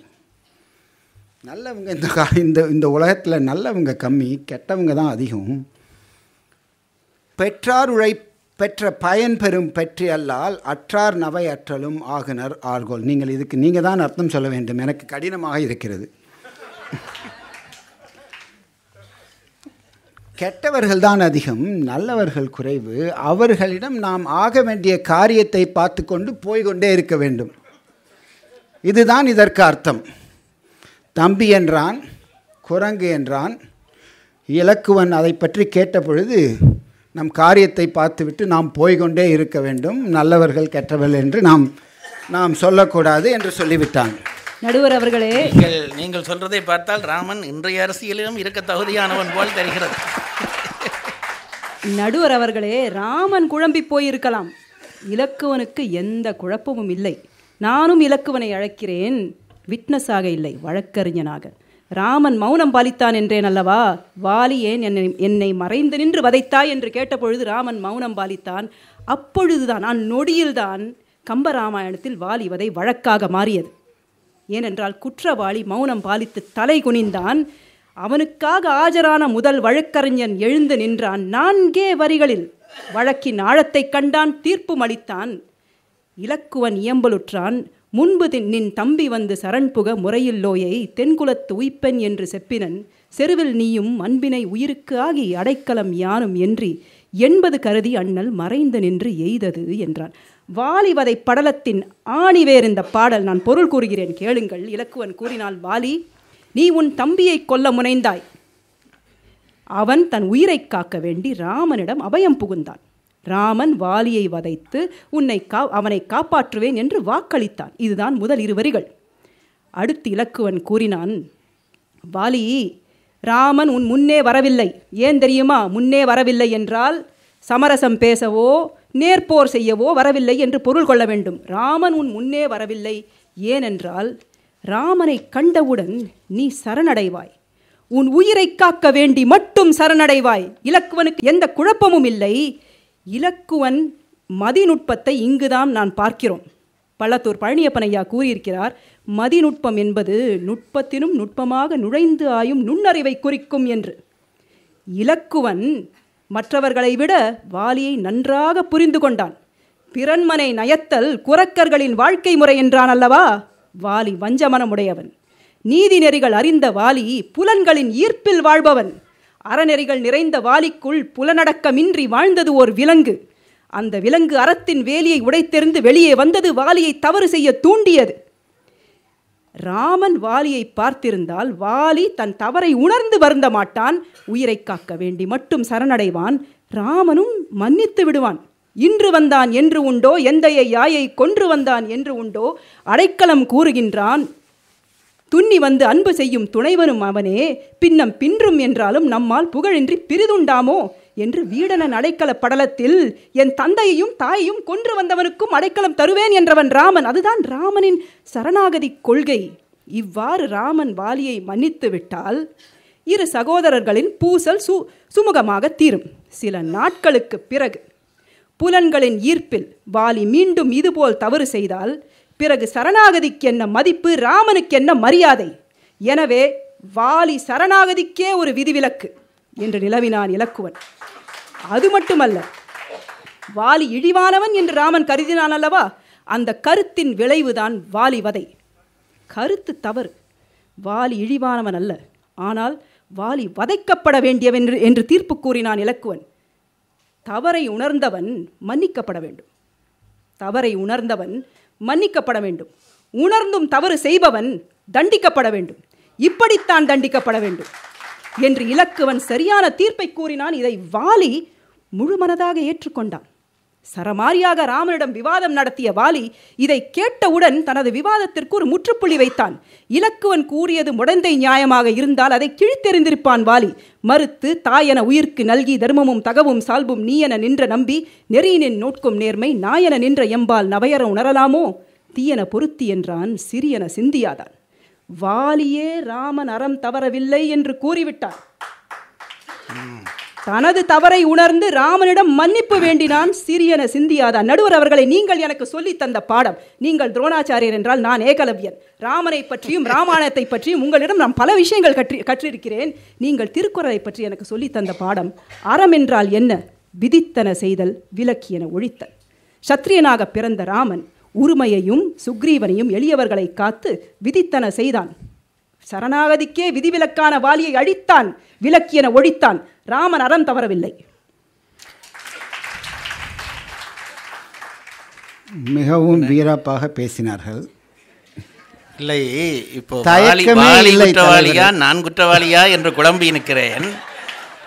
நேரத்தினுடைய அருமையையும் இந்த மன்றம் கருத வேண்டி இருக்கிறபடியால் ஒரு 10 நிமிடங்கள் நீங்கள் ஒரு தொகுப்புரை போல உங்கள் கருத்துக்களை. இன்னொரு குற்றம் வேறு இருக்கிறது, அதற்கு ஒரு 2-3 நிமிடங்கள் வேண்டும். நான் என்ன சொல்ல, அரசியல்வாதிகளின் வாதங்கள், கேஸுகள் 15-20 வருடங்கள் நடக்கின்றன. நீங்கள் ஒரு 15 நிமிடங்கள் கொடுங்கள் என்று தான் கேட்கின்றேன்.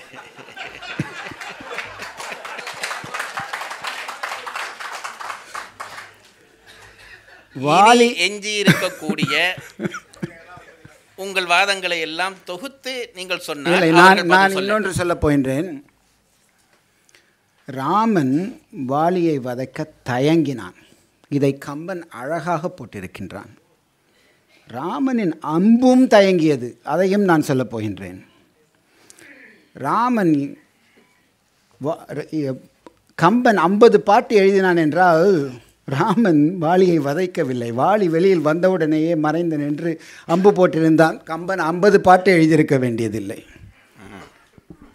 கடைசியில் அடிபட்டு போய் அழுகின்றான் சுக்ரீவன். நான் செத்தே போய்விடுகிறேன். ஒரு சாக்கு சொல்கின்றான், உங்கள் இருவருக்கும் எனக்கு அடையாளம் தெரியவில்லை, நீ மணிப்பு மலைந்த போது இறைந்து இரவிசை ஐயன் மாட்டு அணுகி உழைந்த சிந்தையுடன் உணங்கினன் வணங்கிட உள்ளம் குலைந்திடேல் உமை வேற்றுமை தெரிந்திலம் கொடிப்பு மிளைந்து செல்க என்று சொல்கின்றான். பிறகு அவன் கொன்று விடுவான் என்ற தருணையில்தான் அவனை கொல்லுகின்றான்.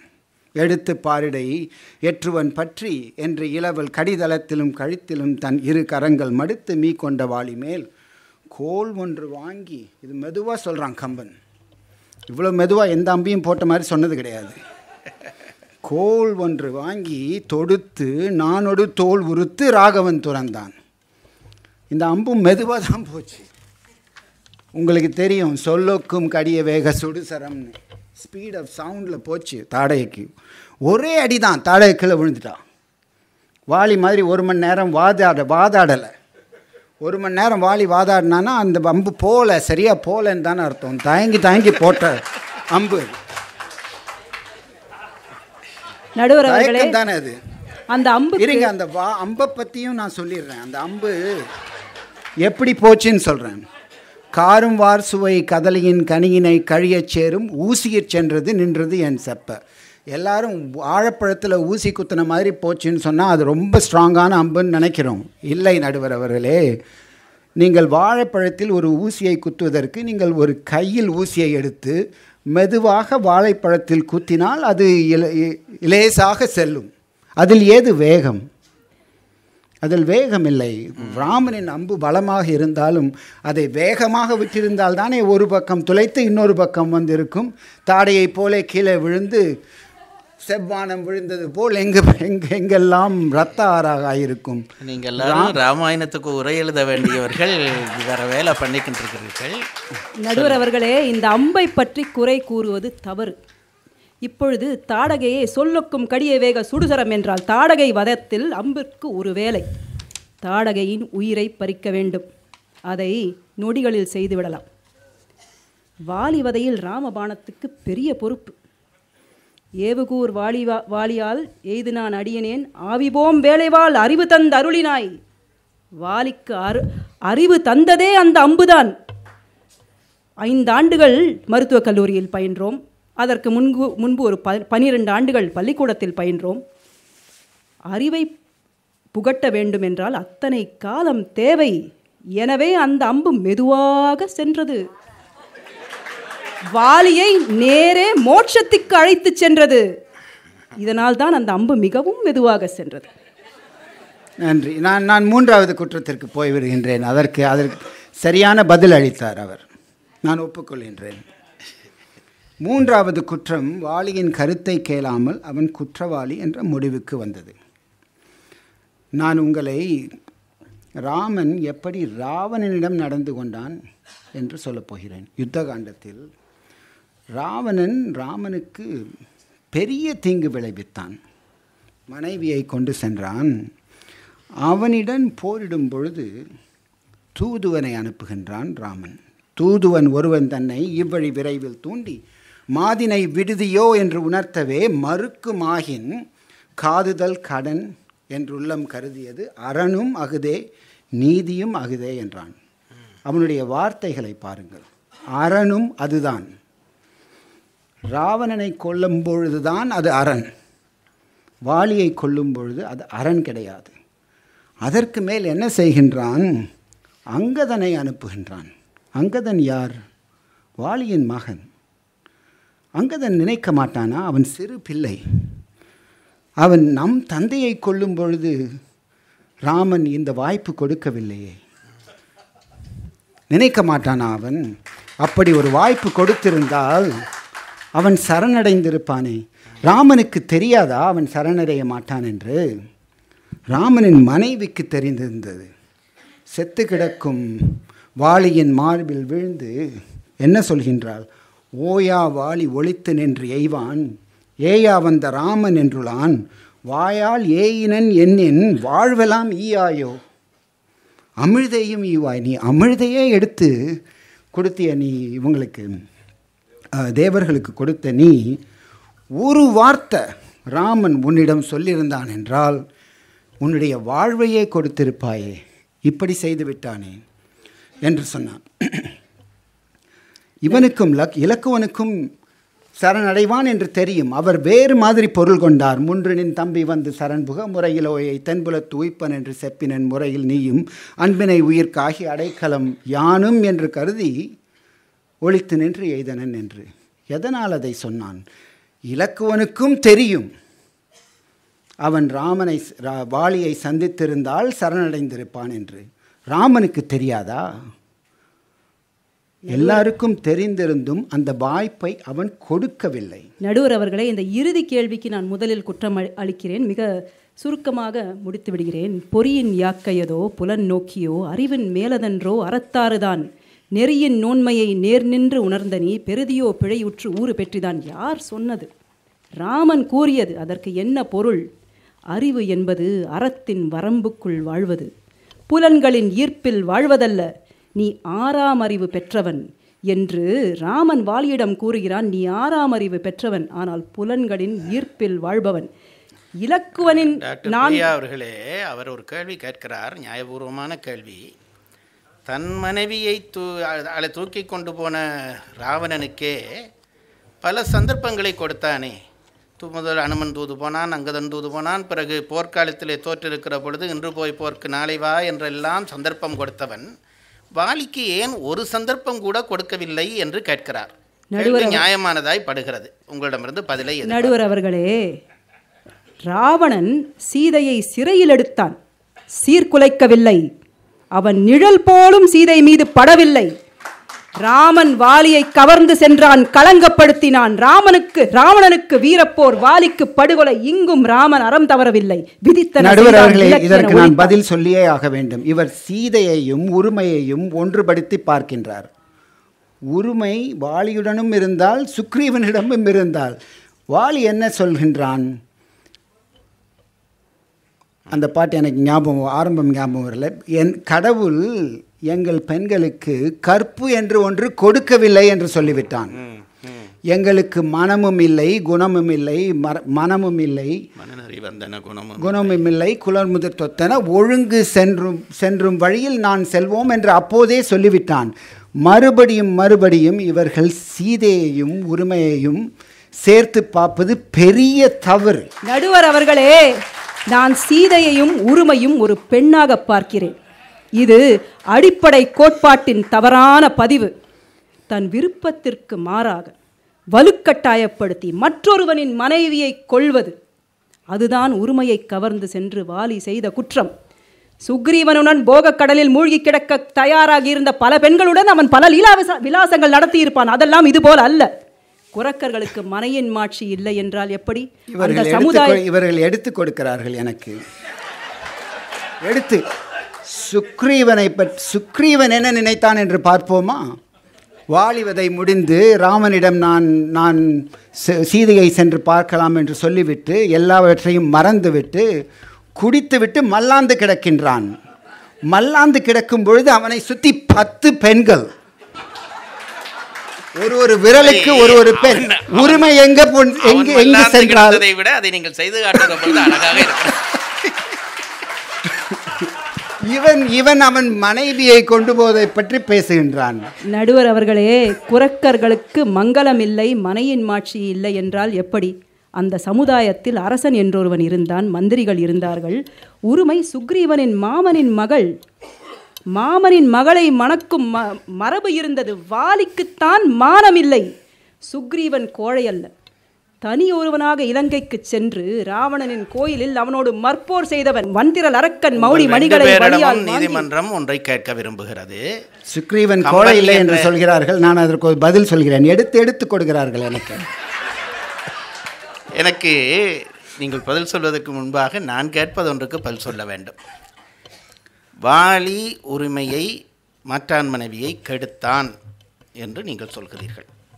இதற்கு ஏதாவது சான்று இருக்கிறதா?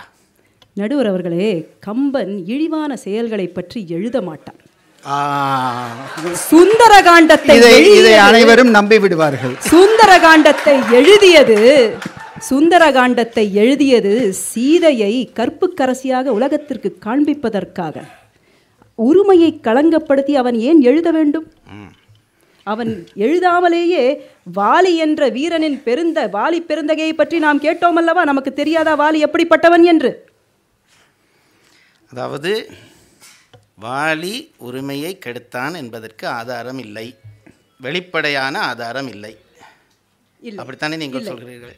நீங்கள் என்ன அதை பற்றி? அனுமன் ஆசைப்பட்டான் என்று மட்டும்தான் சொன்னான், கெடுத்தான் என்று சொல்லவில்லை. அதற்கே அவனுக்கு அப்படி கோபம் வந்தது. உரிமை என்று அவனுக்கு உரிய தாரமாம் அருமருந்தையும் இவன் விரும்பினான் என்று அனுமன் சொன்னான். ஆனால் அப்படியாக இருந்தால் கிட்கிந்தை காண்டத்துக்கு இடையே உரிமைக்கு ஒரு சுந்தரகாண்டம் வந்திருக்க வேண்டும். வரவில்லையே. உரிமை கற்புக்கரசியாக வாலியை ஒரு நிலையில் நிறுத்தியிருந்தாள் என்றால் கிஷ்கிந்தா காண்டத்தில் ஒரு சுந்தரகாண்டம் வந்திருக்க வேண்டும். உரிமைக்காக அது வரவில்லையே. எனவே வாலி உரிமையை களங்கப்படுத்தினான் என்றுதான் பொருள் கொள்ள வேண்டும். எனக்கு இதுக்கு மேல் ஒன்றும் வாதம் இல்லை.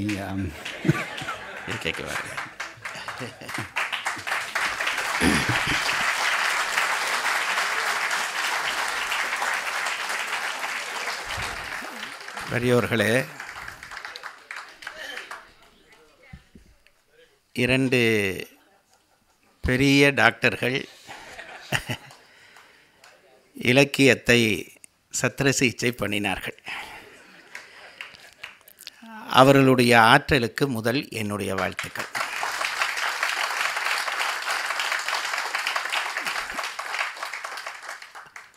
ஒரு இலக்கிய மேடைக்கு புதிய பேச்சாளர்கள் இவர்கள் என்று நினைத்து ஒதுக்கிவிடாமல் ஆர்வத்தோடு அவர்களை கைதட்டி உற்சாகப்படுத்தி பேச வைத்தீர்கள். அதனாலே உங்களுக்கும் என்னுடைய வாழ்த்துக்கள். ஏதாவது மிச்சமான வாழ்த்து இருந்தால் அதை எனக்கும் கொடுங்கள். எனக்கு இவர்கள் 2 பேரும் பேசுகிற பொழுது மகிழ்ச்சியாக இருந்தது. மகிழ்ச்சிக்கு காரணம் 2 பேரும் என்னை குரு குரு என்று முன்னமே சொன்னார்கள். தம்மில் தம்மக்கள் அறிவுடைமை மாநிலத்து மண்ணுயிர்க்கெல்லாம் இனிது என்றான் வள்ளுவர். ஆகவே இவர்களுடைய ஆற்றல் கண்டு நான் பெரிதும் மகிழ்ச்சி அடைகிறேன். இது பொதுவான என்னுடைய ஒரு கருத்து. இவர்களுடைய பேச்சு திறன் காணுகிற பொழுது கம்பனுடைய அவையடக்கம்தான் எனக்கு ஞாபகத்துக்கு வந்தது. அறையும் ஆடரங்கும் பட பிள்ளைகள் தரையில் கீறில் தச்சரும் காய்வரோ. இவர்களுடைய அந்த வாதங்கள் எனக்கு என் பிள்ளைகள் செய்கிற வாதங்கள் போன்ற உணர்வை தந்தன. அதனாலே அது பற்றிய கடுமையான விமர்சனமோ ஆய்வோ இன்றி அதை ரசித்து நான் கேட்டுக்கொண்டிருந்தேன். பொதுவாக நான் நினைப்பதுண்டு, ஒரு சண்டையிலே ஒருவன் வெற்றி பெற வேண்டுமானால் அதற்கு 2 விஷயம் அவசியம். ஒன்று, அந்த சண்டைக்குரிய ஆயுதங்கள் கையிலே இருக்க வேண்டும், அது ரொம்ப முக்கியம். 2வது, அந்த ஆயுதங்களை வைத்து சண்டை பிடிக்கிற பயிற்சி இருக்க வேண்டும். இது 2ம் இருந்தால்தான் சண்டை வெற்றி பெறலாம். நான் பார்க்கிறேன், இலக்கிய மேடைகள் பலதிலே ஆயுதமே இல்லாமல் சண்டை பிடிக்க பழகியிருக்கிறார்கள். இவர்களிடம் நிறைய ஆயுதம் இருக்கிறது, இன்னும் கொஞ்சம் சண்டை பயிற்சி வேணும். அப்படித்தான் என்னுடைய முடிவு வந்தேன். இவ்வளவு பாடல்களை மனனம் வைத்து இன்றைய மேடைகளிலே பேச்சாளர்கள் கூட சொல்வதில்லை. இதற்கெல்லாம் எப்படி இவர்களுக்கு நேரம் கிடைக்கிறது என்று நினைத்து நான் உண்மையிலே எனக்குள்ளே வியந்தேன். அவர்களுக்கு முதல் மேடை என்கின்ற அந்த ஒரு படபடப்பு அவருடைய பேச்சிலே எனக்கு தெரிந்தது. அது இயல்புதான். முதல் மேடை என்கிற பொழுது வழக்காடு மன்றத்துக்கு இவர்கள் முதல் பேச்சாளர்கள். நுட்பமான வாதங்களை முன்வைத்திருக்கிறார்கள். நான் சொன்னேனே, வாலிவதையே ஒரு பிரச்சனைக்குரிய விஷயம், இன்று வரை முடிவில்லாமல் போய்கொண்டிருக்கிற ஒரு வழக்கு. நான் ஆரம்பத்திலே ஒரு கட்டுரை எழுதினேன். முடியா வழக்கு என்று கட்டுரை ஒன்று என்னுடைய அழியா அழகு என்ற நூலிலே எழுதினேன். வானதி தான் அதை போட்டது. என்னுடைய நூலெல்லாம் வானதிக்குத்தான் உரியது. அதில் நான் சொல்ல வந்த விஷயம் ஒன்று இருக்கிறது. அதில் என்ன சொல்ல வருகிறேன் என்றால், ஒரு வழக்குக்கு தீர்ப்பு சொல்ல வேண்டுமானால் குற்றம் சாட்டுகிறவன் எதிராளி 2 பேரையும் முதலிலே சமப்படுத்த வேண்டும். ஒரு தராசிலே ஒரு பொருளை நிறுப்பதானால் முதலிலே தராசு தட்டுக்கள் 2ம் சமமாக இருக்கிறதா என்று பார்த்துவிட்டுத்தான் நிறுக்க ஆரம்பிக்க வேண்டும். அந்த தட்டுக்கள் சமநிலையிலே இல்லாவிட்டால் நிறுப்பது பிழையாக போய்விடும். அது சாதாரணம். அதனாலே தானே வியாபாரிகள் விற்பனை செய்கிற பொழுது முதல் தராசை தூக்கி பிடிப்பார்கள். அதில் சில பேர் சில நுட்பம் எல்லாம் வைத்திருக்கிறார்கள். தட்டு சமமாக இருந்த பிறகு நிறுக்க முடியும். கம்பன் செய்திருக்கிற நுட்பமான ஒரு வேலை. இங்கே குற்றவாளி சுற்றவாளி, அது யார் குற்றமாகவும் இருக்கட்டும். வாலி வதையிலே இருந்து வாலி பக்கமாக இருந்து பார்த்தால் ராமன் குற்றவாளி, ராமன் பக்கமாக இருந்து பார்த்தால் வாலி குற்றவாளி. இவர்கள் 2 பேரும் தான் இப்போ வழக்காளிகள். இந்த வழக்காளிகளுக்கு ஒரு தீர்ப்பு சொல்வதானால் முதலிலே 2 பேரும் எங்காவது ஒரு இடத்திலே சமப்பட வேண்டும். அது ரொம்ப முக்கியம். சமப்பட்டால்தான் அதற்கு பிறகு அந்த வழக்கை நிறுக்க முடியும். கம்பன் செய்திருக்கிற நுட்பமான ஒரு வேலை. வாலியையும் ராமனையும் கம்பன் ஒரு இடத்திலேயும் சமப்பட விடவில்லை. ஆரம்பத்திலே ராமன் வாலியை விலங்கு என்று நினைக்கிறான். அந்த நேரத்திலே வாலி ராமனை உயர்ந்த மனிதன் என்று நினைக்கிறான். ஏனென்றால் தாரை கேட்கிற பொழுது இவனை பற்றியா நீ நினைக்கிறாய்? தன் ஆட்சியை தம்பிக்கு கொடுத்து விட்டு வந்தவனையா நீ நினைக்கிறாய்? பிழைத்தனை பாவி உன் பெண்மையால் என்று பேசுகிற பொழுது ராமனை ஒரு லட்சிய மனிதனாக வாலி நினைக்கிறான். ஆனால் ராமன் மனதிலே வாலி பற்றிய எண்ணம் என்னவென்றால் விலங்கு. இப்பித்தாய விலங்கின் ஒழுங்கினை பேசலாமோ? அப்போ அந்த ஆரம்ப நிலையிலே 2 பேரும் வேறுபடுகிறார்கள். ஒன்று மனிதன் என்று 2 பேரும் நிற்க வேண்டும், அல்லது விலங்கு என்று 2 பேரும் நிற்க வேண்டும். அப்படியானால் தான் வழக்கை ஆராய முடியும். இங்கே வேறுபட்ட நிலைகள் இருப்பதால் சமப்பட முடியாமல் வழக்கு ஆராய முடியாது. திருவள்ளுவர் என்ன சொல்கிறார்? சமன் செய்து அதற்கு பிறகு சீர்தூக்கு என்கிறார். அந்த சமன் செய்தல் முதல் நிலையிலே இல்லாமல் போய்விடுகிறது. நீங்கள் தொடர்ந்து பார்த்தாலும் கூட வதை நிகழ்ந்த பிறகு கூட ராமன் மாறிவிடுகிறான். ராமனிலே மாற்றம் வருகிறது. இவன் விலங்கு என்று நினைத்தவன் என்ன சொல்கிறான்? நின்ற நன்னறி நீ அறியானறி ஒன்றுமின்மை நின் வாய்மை உணர்த்துமாள் என்று ராமன் வாலியை நீ விலங்கல்ல மனிதன் என்கிறான். இது ஒரு ஆச்சரியம். முதல் விலங்கு என்று தம்பியாரிடம், சொந்த தம்பியிடம் பேசுகிறான். பித்தாய விலங்கு என்று பேசுகிறான். அது இலக்குவனுக்கே கொஞ்சம் சங்கடமாக இருக்கிறது. அப்போ முதலிலே ஒத்துக்கொள்ளாத ராமன் போர் முடிந்து ஆயுதம் பட்டு விழுந்து விடுகிறான் வாலி. இப்பொழுது என்ன சொல்லுகிறான்? நீ விலங்கல்ல மனிதன் என்கிறான். அப்போ இந்த நினைத்திலே இவனும் அந்த நிலையிலே நின்றிருந்தால் சமப்பட்டிருக்கலாம். அங்கே என்ன ஆகிறது என்றால், வாலி என்ன முடிவுக்கு வந்து விடுகிறான் என்றால், அந்த அம்புபட்டு விழுந்த பிறகு நீ மனிதன் அல்ல மிருகம், நீ கடவுள் என்று சொல்லிவிடுகிறான். அப்போ அங்கேயும் சமப்படுதல் இல்லை. நான் நினைக்கிறேன் இது இன்னும் கொஞ்சம் விரிவாக சொல்ல வேண்டிய விஷயம். நேரத்தின் அருமை கருதி நான் இந்த ஒரு குறிப்பு காட்டுகிறேன். நீங்கள் வாலிவதை முழுவதும் எடுத்து பார்த்தால் வாலியும் ராமனும் சமப்படாத வகையிலே கம்பன் கதையை கொண்டு போகிறான். வாலி வழக்கு முடிவுறாமல் இருப்பதற்கான காரணங்களிலே இது ஒன்று என்று நான் கருதுகிறேன். இது ஒரு அடிப்படை. பல கேள்விகள் கேட்டார்கள். எனக்கு அவர்களிடம் கேள்விகள் கேட்டு குறுக்கு கேள்வி கேட்க விருப்பம் இருந்தது. 2 விஷயம். ஒன்று, அவர்கள் வழக்காடு மன்றத்துக்கு புதியவர்கள், அவர்களை நான் சங்கடப்படுத்தக்கூடாது. பெரியவர்கள், உலகத்திற்கு லட்சியமாக வாழுகிறவர்கள். ஆகவே ஒரு இலக்கிய மேடையிலே நான் என்னுடைய கட்டித்தனத்தை காட்டப் போய் ஏதோ அவர்கள் என்னை விட தாழ்ந்தவர்கள் என்ற நிலையை உருவாக்கினால் அது அடிப்படை நாகரிகத்துக்கு தவறு என்று நான் அதை கேட்க விரும்பவில்லை. ஆனால் அவர்கள் தொட்டு காட்டிய இடங்கள் மனதை சங்கடப்படுத்துகின்றன. இவர்கள் தங்கள் பார்வையிலே நின்று பார்த்தார்கள். அவசரப்பட்டு இவன் தீர்ப்பு சொன்னான். சுக்ரீவனை நட்பு காணுகிற பொழுது 3 பாட்டா 4 பாட்டுக்குள்ளே அந்த நட்புக்கு முடிவெடுத்து விடுகிறான். மற்றினி உரைப்பதன்னே வானிடை மண்ணில் உன்னை செற்றவர் என்னை செற்றார் தீயரே எனினும் உன்னோடு உற்றவர் எனக்கு முற்றார் உன் காதல் சுற்றம் என் சுற்றம் நீ என் இன்னுயிர் துணைவன். ரொம்ப வேகமான இந்த செயற்பாடு ராமனுடைய செயல்பாடு சரியா என்று டாக்டர் கேட்கிறார். நான் இப்பொழுது தீர்ப்பு சொல்லவில்லை, அவர்களுடைய எண்ணம் பற்றிய சில சிந்தனைகளை பதிவு செய்கிறேன். நியாயமான ஒரு கேள்வி. ராமன் இவ்வளவு தெளிவான ராமன் தன் மனைவியை தூக்கி கொண்டு போகிறான். அது ரொம்ப முக்கியமான ஒரு கேள்வி கேட்டார்கள். நான் மறப்பதற்கு முன்பு அதையும் இதிலே சேர்த்து கொள்ள விரும்புகிறேன். மனைவியை தூக்கி கொண்டு போன ராவணனுக்கு சந்தர்ப்பம் கொடுக்கிறான்.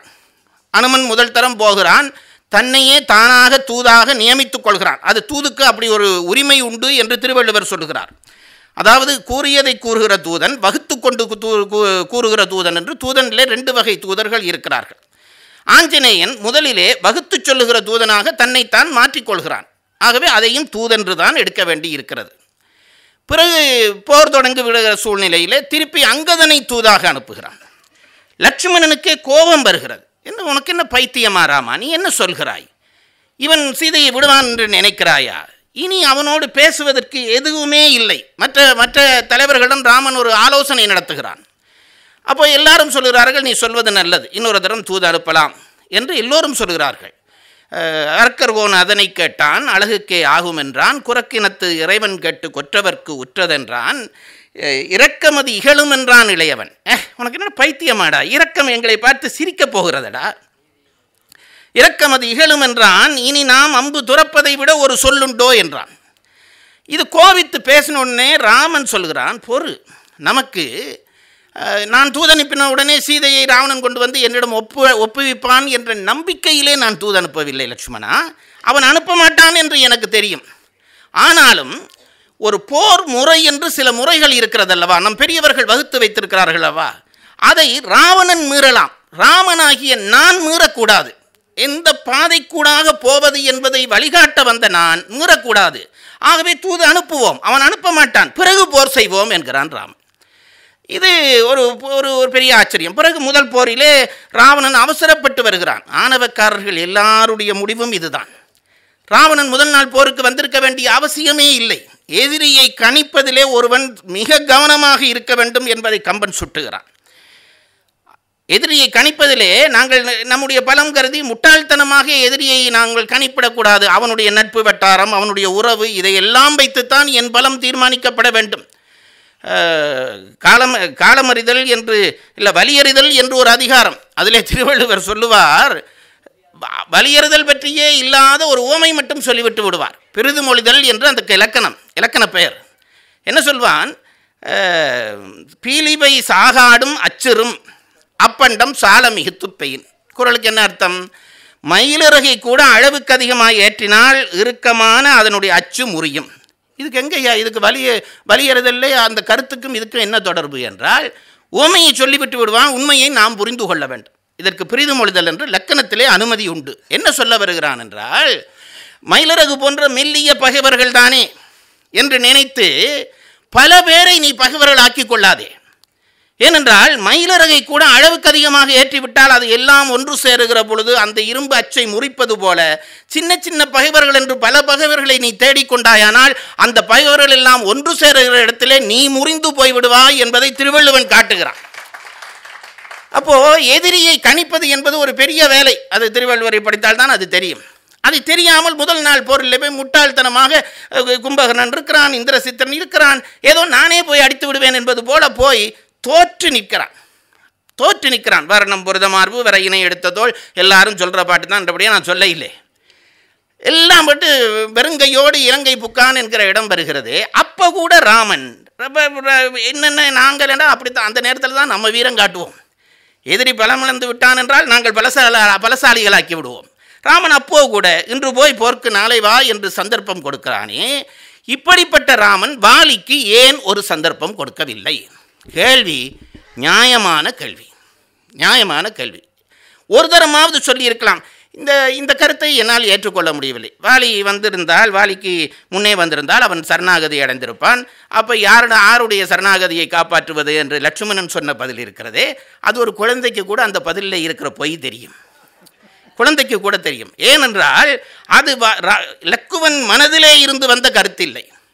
லக்குவன் மனதிலே இருந்து கருத்தில்லை. அந்த கருத்து தான் மனதிலே இருந்ததென்றால் தன் முன்னை கொல்ல கூற்றுவனை கூட்டிக் கொண்டு வந்தான் என்று சற்று நேரத்துக்கு முன்னுக்கு தான் லட்சுமணன் பேசினான். இதுதான் அவனுடைய கருத்தென்றால் அப்படி பேசி இருக்க அவன் வாய்ப்பே இல்லை. அவனுக்கே அந்த செயல் தவறு என்று தெரியும். அவனை பொறுத்தவரை, லட்சுமணனை பொறுத்தவரை வேறொன்றும் இல்லை, அண்ணன் தலைகுனிய கூடாது. குரங்கினத்துக்கு முன்னாலே வாலி கேட்கிறான், எல்லாம் சரி. அந்த தர்க்கத்தை பார்த்தால் ரொம்ப அழகாக இருக்கும். கம்பனை போல ஒரு வக்கீல் உலகத்திலே கிடையாது. அப்படி அடுத்தடுத்து போகிறான். அடுத்தடுத்து போய் கடைசியிலே வந்து நீ என்னை எப்படி கொல்லலாம் என்று கேட்டோன்னே நீ தம்பி மனைவியை அபகரித்தாய். அது நான் ஒரு கேள்வி கேட்டேனே, அவன் மனைவியை அபகரித்து சும்மா கொண்டு போய் வைத்திருந்தானா, அவளை தன்னுடையவள் ஆக்கி கொண்டாளா, அதுக்கு ஏதாவது சான்று இருக்கிறதா என்று கேட்டேன். சும்மா மிரட்டுவதற்காக கேட்டேன். ஆனால் சான்று இருக்கிறது. எங்கே சான்று இருக்கிறது என்று கேட்டால், ராமன் கேட்கிறான் வாலியை, உன் தம்பியினுடைய மனைவியை நீ எப்படி கூட்டிக் கொண்டு போய் உன்னுடையவள் ஆக்கலாம் என்று கேட்டவுடனே வாலி என்ன சொல்லியிருக்க வேண்டும்? நான் கொண்டு போனேனே தவிர அவரை தொடவில்லை என்று சொல்லியிருக்க வேண்டும். என்ன சொன்னான் தெரியுமா பதில்? எங்கள் குலத்திலே கற்பு ஒன்றும் கிடையாது. அந்த கொப்பில் ஒருத்தியை வச்சிருப்போம், இந்த கொப்பில் ஒருத்தியை வச்சிருப்போம், அது நம்ம இயல்பு. அப்படி இருக்கிற எங்களுக்கு கற்பு என்ற ஒன்று இல்லை என்று பேசுகிறான் என்றால் அவளை இவன் அனுபவித்திருக்கிறான் என்பதை நாங்கள் அனுமானமாக பெற்றுக்கொள்கிறோம். ஆகவே தொட்டுத்தான் இருக்கிறான். இது இப்போ தொட்டானா தொடவில்லையா என்பதல்ல பிரச்சனை. ஏன் மன்னிப்பு கொடுக்கவில்லை? நேராக வந்து கேட்டிருக்கலாமே. அப்போ கடைசி நேரத்தில் இந்த லட்சுமணன் புகுந்து சொன்ன இருக்கிறதே, அண்ணன் தலைகுனிய கூடாது. கேள்விகள் அடுக்கடுத்து வருகின்றன. அப்போ கூட வாலி கூட பாருங்கள், நான் எப்பவும் சொல்கிறேன், நான் நினைச்சு ரசிக்கிற விஷயம், இப்போ எனக்கு ஒருத்தரில் பெரிய மதிப்பு அப்படி வச்சுக்கொள்ளுங்கள். இப்போ இலகணேசன் ஐயா இருக்கிறார், இது முகப்புகழ்ச்சி என்று வைக்காங்க, நான் அவர்கிட்ட ஒன்றுக்கும் போக மாட்டேன், சும்மா சொல்கிறேன். என் உண்மையில் அவருக்கு மதிப்பு. நான் ஒரு குற்றம் செய்கிற காலத்திலே அவர் என் மேல் மதிப்பு வைத்து ஒரு வார்த்தை சொல்லுகிறார், என் குற்றத்தை தான் சொல்லுகிறார். நான் மதிக்கிற ஒருவர் என்னை மதிக்கிறார் என்று தெரிந்தால் அந்த நேரத்திலே நான் என் பிழையையும் நான் ஒத்துக்கொள்ளுகிற மனநிலை வந்துவிடும். அப்படிப்பட்ட ஒரு பெரிய மனுஷன் என்னை பற்றி நல்லா நினைக்கிறாரே, அதை ஏன் நான் விடுவேன் என்று அதை பற்றுகிற ஒரு இயல்பு இருக்கிறதே, மனித இயல்பு. ராமன் மேலே வாலிக்கு பெரிய மதிப்பு இருந்தது. எல்லாம் கேட்டான், கேள்விகள் எல்லாம் கேட்டவுடனே இவன் பதில் சொன்னான், நீ எப்படி தம்பி மனைவியை தூக்கலாம்? அதுக்கு இவன் சொன்ன பதில் பாருங்கள், ரொம்ப சின்னத்தனமான பதில். என்ன சொன்னான்? அதெல்லாம் உங்கள் மனுஷ குணத்துக்கு தான், எங்களுக்கு அது ஒன்றும் இல்லை என்றான். கேட்ட உடனே இப்போ ராமன் கேட்கிறான், அப்படி சொல்லாதடா, நீ மனுஷன், நீ குரங்கு இல்லை, நின்ற நன்னறி நீ அறியானறி ஒன்றுமின்மை உன் வாய்மை உணர்த்துமால் என்று பேசுகிறானே. பேசணும்னா வாலி என்ன சொல்லி இருக்க வேண்டும்? ராமா, நீ என்ன தான் சொல்லு, நான் குரங்கு தான், நான் குரங்கே குரங்கு தான் என்று சொல்லியிருந்தா அந்த இடத்திலேயே வழக்கு முடிஞ்சிருக்கும். ஏனென்றால் வாலி தன்னை ஒத்துக்கொள்ளாத பட்சத்திலே, நான் குரங்குதான் என்று வாலி சொல்லுகிற பட்சத்திலே அதுக்கு மேலே இவன் ஒன்றும் போக முடியாது. நீ தம்பி மனைவியை தூக்கினாய் என்று சொன்ன உடனே இவன் சொல்லுகிறான், அது நாங்கள் விலங்கு என்கிறான். ராமன் சொல்லுகிறான், நீ விலங்கல்ல என்கிறான். அப்போ இவன் என்ன பதில் சொல்லியிருக்க வேணும்? இல்லை, நான் விலங்கு என்று சொல்லியிருந்தால் முடிஞ்சிருக்கும். இவன் என்ன சொல்கிறான்? ராமனே என்னை விலங்கில்லை என்று சொல்லுகிற பொழுது நானே அந்த சந்தர்ப்பத்தை விட வேணும். சரிடா, நான் விலங்கில்லை என்றே வச்சுக்கொள்வோம் என்று விட்டான். இது ஒரு பெரியவர் என்னை அங்கீகரிக்கிற பொழுது என் குற்றத்தை விட மனம் இல்லாமல், சரி நான் குரங்கில்லை என்றே வைப்போம், மனுஷன் என்றே வைப்போம். ஏன் ஒளிந்து நின்று கொன்றாய்? ராமனுக்கு இந்த பூட்டு போட்ட கேள்வி, இந்த கேள்வி பாருங்க, பூட்டு போட்டுட்டான். இந்த இடத்திலே ராமன் பதில் சொல்லவில்லை. அதுதான் ராமனுடைய பெருந்தன்மை. குதர்க்கமாக பேச வேணும் என்றால், அதான் திருவள்ளுவர் சொன்னார் பாருங்க, சால்புக்கு கட்டளை யாதெனின் தோல்வி துளையல்லார் கண்ணும் கொளல். உன்னை விட ஒரு சின்ன பையனாக இருந்தால் கூட உன்னுடைய பிழை என்று தெரிந்தால் அதை ஒத்துக்கடா. அதுதான் சால்புக்கு கட்டளை. என்ன கட்டளை என்றால் அதுதான் எல்லை. ராமன் சால்புள்ளவன், பிழை என்று சொல்லிவிட்டான். இவன் பிடிச்சிட்டான். நீ மனுஷனாக இருந்தால் என்னை ஏன் அம்பு போட்டு மறைந்து நின்று கொன்றாய் என்று கேட்ட உடனே 1000 சமாதானம் சொல்லி இருக்கலாம். அதில் நீங்கள் ஒன்றை கவனிக்க வேணும், இவன் வெற்றி பெற்று விட்டு இருக்கிறான். இவன் கூட்டம் சுற்றி வர நிற்குது, என்ன சொன்னாலும் கைதட்டுறதுக்கு ஆள் இருந்திருப்பான். இப்போ தொலைக்காட்சிகளில் பல இடங்களில் பார்க்குறோம் இல்லவா, என்ன சொன்னாலும் கைதட்ட ஒரு கூட்டம் இருந்திருக்கு. ராமன் ஒரு பொய்யை சொல்லி இருந்தாலும் அதை அங்கீகரிச்சிருப்பார்கள். ராமன் மிக கண்ணியத்தனோட மிக சால்வோட அந்த கேள்விக்கு பதில் சொல்லாமல் விடுகிறான். நான் நினைக்கிறேன் லட்சுமணன் சொன்ன பதில் அல்ல வாலியை மாற்றியது. லட்சுமணன் இடையில லட்சுமணன் பார்த்தான், எங்கள் அண்ணன் குரங்குகளுக்கு முன்னால் தலைகுனிவதான்ட்டு உள்ளே பூந்தான். அவன் கருத்தே இல்லை சார், அது நம்பிக்கையாக முன்னமே தெரிஞ்சிடும். அவன் கருத்தே இல்லை. அவன் என்ன சொன்னான், உன் தம்பி சரண் புகுந்துட்டான், இப்போ முன்னாலே எங்கள் அண்ணன் வந்தா நீயும் சரண் புகுவே, என்ன பண்ணுறதுன்னு தெரியலை என்றான். இது ஒரு பதிலா? இதை விட ஒரு டூப்புண்டா? என்ன அவனும் சரண் புகுந்துருந்தா வாங்கடா 2 பேரும் ஒற்றுமையாக இருங்கடான்னு சேர்த்து விட வேண்டியது தானே. எப்படியாவது அண்ணனை காப்பாற்ற வேணும் என்று இந்த லட்சுமணனுடைய புத்தி கொஞ்சம் குறுக்கா வேலை செய்தது பாருங்க. ராமன் புத்தி அப்படி வேலை செய்யலை. அதனால தான் இவன் நினைச்சான், வாலி நினைச்சான், டே அவன் பெரியவன் தான்டா. நான் நினைச்சேனே இவன் பெரியவன், நினைச்சேனே அவன் பெரியவன் தான். சும்மா வெற்றி பெற வேணும் என்று ஒரு வார்த்தை பேசுறதுன்றா அவன் பேசிவிட்டு போயிருக்கலாம். லட்சுமணன் சொன்னது போல ஒரு சமாதானம் சொல்ல ராமனுக்கு தெரியாதா? பேசாமல் நின்ற உடனே தான் அவன் நினைத்தான், இவன் ஒரு பெரிய மனிதன், இனி இவனை நான் கஷ்டப்படுத்தக்கூடாது. உடனே நீ தந்த வெற்றி, உன்னாலே நான் முத்தி பெற்றேன் என்று முத்தி நிலையை பேசுகிறானே, அங்கே வாலி பெரிய மனிதனாக ஆகிறான். வாலி அதான் சிறியன சிந்தியாதான் என்று கம்பன் பட்டம் கொடுக்குறான் சார், கம்பன் பட்டம் கொடுக்குறான். இதெல்லாம் ரொம்ப நுட்பமான இடங்கள். இப்போ இவங்க கேட்ட கேள்விக்கு வருகிறேன். ஏன் வாலிக்கு ஒரு தரமாவது மன்னிப்பு கொடுக்கவில்லை? இதுக்கு சட்டபூர்வமான பதில் சொல்ல வேண்டும். சட்ட புஸ்தகம் நமக்கு திருக்குறள் தான். கண்ணோட்டம் என்று ஒரு அதிகாரம் இருக்கிறது திருக்குறளில். கண்ணோட்டம் என்றால் கருணை செய்வது என்று அர்த்தம். கருணைக்கு கண்ணோட்டம் என்று பெயர். அந்த அதிகாரத்திலே திருவள்ளுவர் சொல்லுகிறார், ஒரு எதிரிக்கு நான் கண்ணோட்டம் செய்யலாம். இப்போ நானும் இவரும் அடிபடுறோம்னு வையுங்க, அப்படி பண்ண மாட்டோம். நாங்கள் 2 பேருக்கு சண்டை வந்தால் இவர் கொஞ்சம் பலகீனமாக போனார் என்றால் நான் உன்னை மன்னிக்கிறேன் போங்க என்று நான் சொல்லலாம். எதிரிக்கு கண்ணோட்டம் செய்கிற உரிமை ஒருவனுக்கு உண்டு.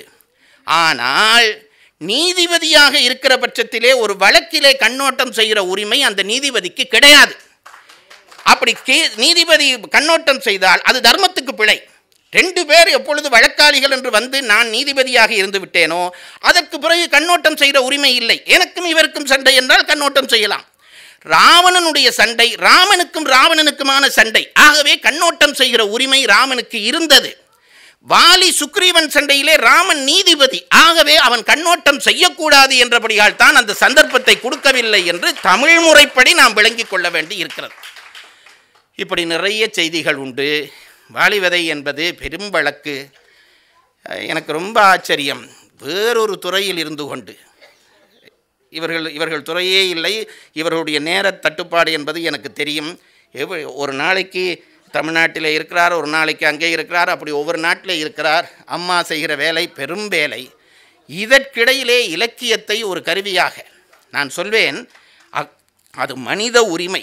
இலக்கியம் என்பது மனித உரிமை. இப்போ வைத்தியம் என்பது இவருக்கு மட்டும் உரிமை, இலக்கியம் எனக்கு மட்டும் உரிமை என்று சொல்ல முடியாது. மன விரிவு என்பது எல்லா மனிதர்களுக்கும் இருக்க வேண்டியது. மனவிரிவுக்கான கருவிதான் இலக்கியம். அந்த கருவியை நாங்கள் இன்னும் வைத்தியர்களாக இருந்தாலும் மனிதர்களாகத்தான் இருக்கிறோம் என்பதை நிரூபிப்பதற்காக எடுத்துக்கொண்டு இத்தனை பாடல்களை மனனம் செய்து இந்த சபையிலே ஒப்புவித்த அவர்களுடைய அந்த பெரிய அறிவுத்திறனை நான் நன்றாக பாராட்டுகிறேன். வாலிவதை இன்றைக்கு முழுமையாக ஆராயப்பட்டதாக என்னால் சொல்ல முடியவில்லை என்றபடியால் இன்னும் சிறிது ஆயத்தத்துடன் இன்னொரு நூல் எழுதுகிற பொழுது இந்த வழக்கை மீண்டும் ஒரு தரம் ஆய்வுக்கு எடுத்துக்கொள்ள வேண்டும் என்று இந்த மன்றம் இந்த வழக்கை ஒத்திவைத்து தீர்ப்பளிக்கிறது.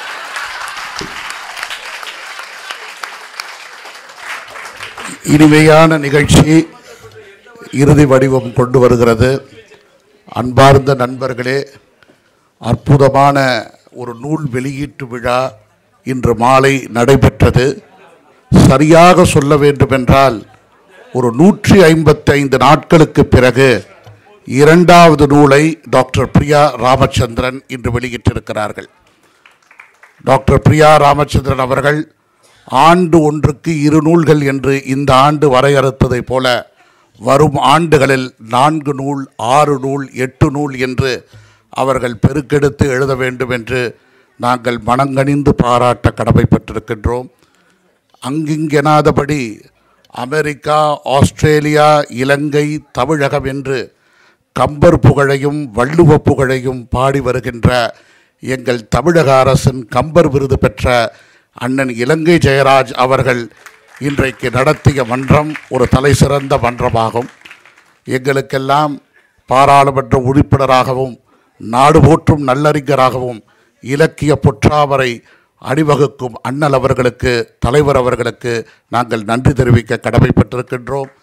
திரை தயாரிப்பாளரும் திரை இயக்குனருமான அண்ணல் ஏவிஎம் சரவணன் அவர்களையும் எங்களுடைய அண்ணல் எஸ்பி முத்துராமன் அவர்களையும் நாங்கள் நன்றி தெரிவிக்க கடமைப்பட்டிருக்கிறோம். எல்லாவற்றுக்கும் சிகரமாக இன்றைக்கு ஒரு அற்புதமான தலைப்பில் நூல் வெளியீடு என்றால் இவர்கள் செய்கின்ற இந்த கட்டமைப்பு எல்லோரும் பாராட்டுகின்றார்கள். இந்த முறை ஒரு அழகான வழக்காடு மன்றம் நடத்தி இந்த தீர்ப்பு ஒரு முடிவுறாத தீர்ப்பு.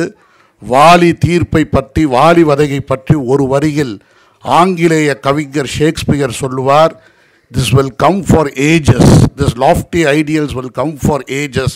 It will go on with the unknown texts and unborn accents" என்று சொல்வது போல வாலி வதை என்றைக்கும் நடந்து கொண்டு இருக்கும் தமிழகத்தில் என்று சொல்லி, எப்படி கம்பர் கழகம் என்றால் நாங்களெல்லாம் ஒரு 20-30 ஆண்டுகளாக அண்ணல் நீதியரசர் இஸ்மாயில் அவர்களை சொல்லி பெருமைப்படுத்துவதைப் போல இன்றைக்கு மிக கலகலப்பாகவும் அற்புதமாகவும் உரையாற்றிய மருத்துவ மாமணி டாக்டர் முகமத் ரேலா அவர்களை நாங்கள் நெஞ்சார பாராட்டுகின்றோம். அற்புதமான அரங்கம் இது. டாக்டர் பிரியா அவர்கள் ஒரு பெரிய தலைமை தாங்குகிறார்கள். இன்றைக்கு தொழிலதிபர்களும் அரசியல் வாணர்களும் இலக்கிய வாணர்களும் மருத்துவ மாமணிகளும் பெருந்திரளாக இன்றைக்கு நீங்கள் எல்லாம் வருகை புரிந்துவதற்கு நாங்கள் கோடானு கோடி நன்றி தெரிவிக்க கடமைப்பட்டிருக்கிறோம். எங்கள் அண்ணன் வானதி ராமநாதன் அவர்களுடைய பெருமுயற்சியாலும் புதுவை தேசிய ராமசாமி அவர்களுடைய தொகுப்புரையிலும் நாங்கள் திளைத்திருக்கின்றோம் என்று சொல்லி அமைகிறேன். நன்றி. பெருந்திரளாக வந்த உங்களை எல்லோரையும் வாழ்த்துகிறோம், வணங்குகிறோம். வணக்கம்.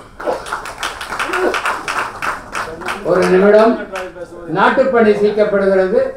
அனைவரும் எழுந்து நிற்குமாறு வேண்டுகிறோம். அரங்கத்திலிருந்து வெளியே செல்கிற பொழுது இனிப்பு வழங்க தயாராக இருக்கிறார்கள், பெற்றுக்கொள்ளுமாறு அன்புடன் வேண்டுகிறோம். வாழிய செந்தமிழ் வாழ்க நற்றமிழர், வாழிய பாரத மணி திருநாடு, வந்தே மாதரம் வந்தே மாதரம் வந்தே மாதரம்.